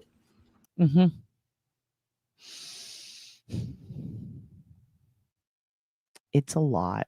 I love her so much, though. I really do. I really do. She's really great. And she makes it work. Even if like she doesn't have the stuff to make it. Okay, here, this is for you. This is for you, Rabbit. I never watched this one. I got scared What when are you doing? What are you making? I got scared when I saw cottage cheese. I'm gonna play this and then I'm out. I know they're the best, right? They're the best. No, they're not cherry tomatoes. You would think though, right? All right, here we go. I bet you make some moon fluff. Fun Stuff Creations did a video on moon fluff. Oh. Yeah. So you was like, let me try it. Moon fluff. I love her so much. Yes, I've had this before. Really? Yes, I have. Oh no, I didn't. You're I blind. got 1 peaches and 1 oranges. You're blind. I was wondering why the tops were different on these cans. People been making pizza crust out of cottage cheese. How do they do that? Have you had cottage cheese before? I don't think I've ever had it in my life. That's actually really good. Supposed to be good for you though, I think. Well, minus the mandarin. Oh shit! Oh god, that's a big pack. This is a big pack. Oh, but look what it's gonna do. Look what it's gonna do, Josh. Oh shit! You see It looks like corn. Looks like Cheetos. Oh, what's that? This is the fluff. Yeah, I don't know. I'm scared of the cottage cheese because I can like see it. Listen, kids don't know it's cottage cheese unless you tell them. I mean, It's not good, is it? I didn't get no oranges on my spoon. Let me get an orange. it's not supposed to have oranges in it, though, Mama. You hesitated too long. No. Josh calls her ass out. He's always like, "Nah, you don't like that." Okay, I do want one more. Okay, and then I'll stop. And then I'll stop. They have their own channel. You could go to it. I don't have to. But I love it so much. That was crazy. They did, and they also wrapped a pickle up into this one. Oh, look, Boston shirt. Ooh, what you making? I don't think I've chicken. ever seen her use raw chicken. She always gets it out of the can. It's just canned chicken on everything. This is crazy. Ooh, what you stuffing it with? Cheese, mayonnaise and cheese. Yeah, get all that stuff off. This make you feel better. Yeah. Oh my god, this is a huge knife. Like, I think you're just supposed to put little slits in it so you can stuff it. Stuffing it. I'm gonna stuff that. I don't think you get what I'm saying. When was the last time you made stuffed chicken? It's mayonnaise. Oh god. Oh Lord, Mama. What, Josh? Mama. I hate mayonnaise so much. Good Lord. Yeah, good Lord, dude. Why can't I This stop is gonna watching? help tenderize that chicken. Huh? What? Yeah, Man, mayonnaise will. it tenderizes I get this. chicken. Just eggs There's and vinegar oil. in it. So it, Yeah, yes. Is there? I ain't never heard that science before. Wait, no. Isn't there just eggs and oil? So what kind of cheese did you go with? I got the provolone cheese. Oh no, dude. Bro. Look at that. Yeah, she's sweet. That's why she does deserve Michelin stars. I love her so much. She tries so hard. She'll never speak ill of it.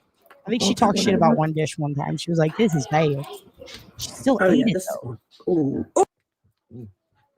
Oh my god. So you put it in there for $3.85. How long are you gonna cook it So for? it's just mayonnaise and cheese? 45 minutes maybe. Something like that. It's got vinegar? You act like Oh, you just came up with that number off the top of your head. Well, I'm gonna start with 45 minutes. I love her. Oh God. Uh-oh. Looks like What's a wrong with it? volcano. Oh no. What? Too much Dukes. Too much Dukes, Mama. She's done this before. Oh fuck. Ta-da. Okay. Taking myself out. Is it I can't. done? Oh, that's a cheat. This is a fail. Oh. It didn't come out right. Ah! Mama. Gosh. No. Oh. It all There's came still out. There's still some in there. Low. There's still some cheese in there. No. This didn't turn out right. I don't know where all this water came from. Ooh. Oh. We're gonna put that back inside the chicken. Oh no! Don't. Y'all eating good today, Calypso? No, they're not eating my you don't chicken. want it. Mama. You don't want it. They're not eating my chicken. Oh, no. You know what I probably shouldn't have done? What? I probably That- should have not had wrapped it the whole time. Mm-hmm. You know what I mean? Probably, yeah. Like, Yeah, left it probably in not. Yeah, that way it could have baked a little bit more. Mm-hmm. But yeah, Here she goes. it's good and moist. Got a lot of Jesus flavor. Christ. Mhm. All right, I love you. Bye, kids.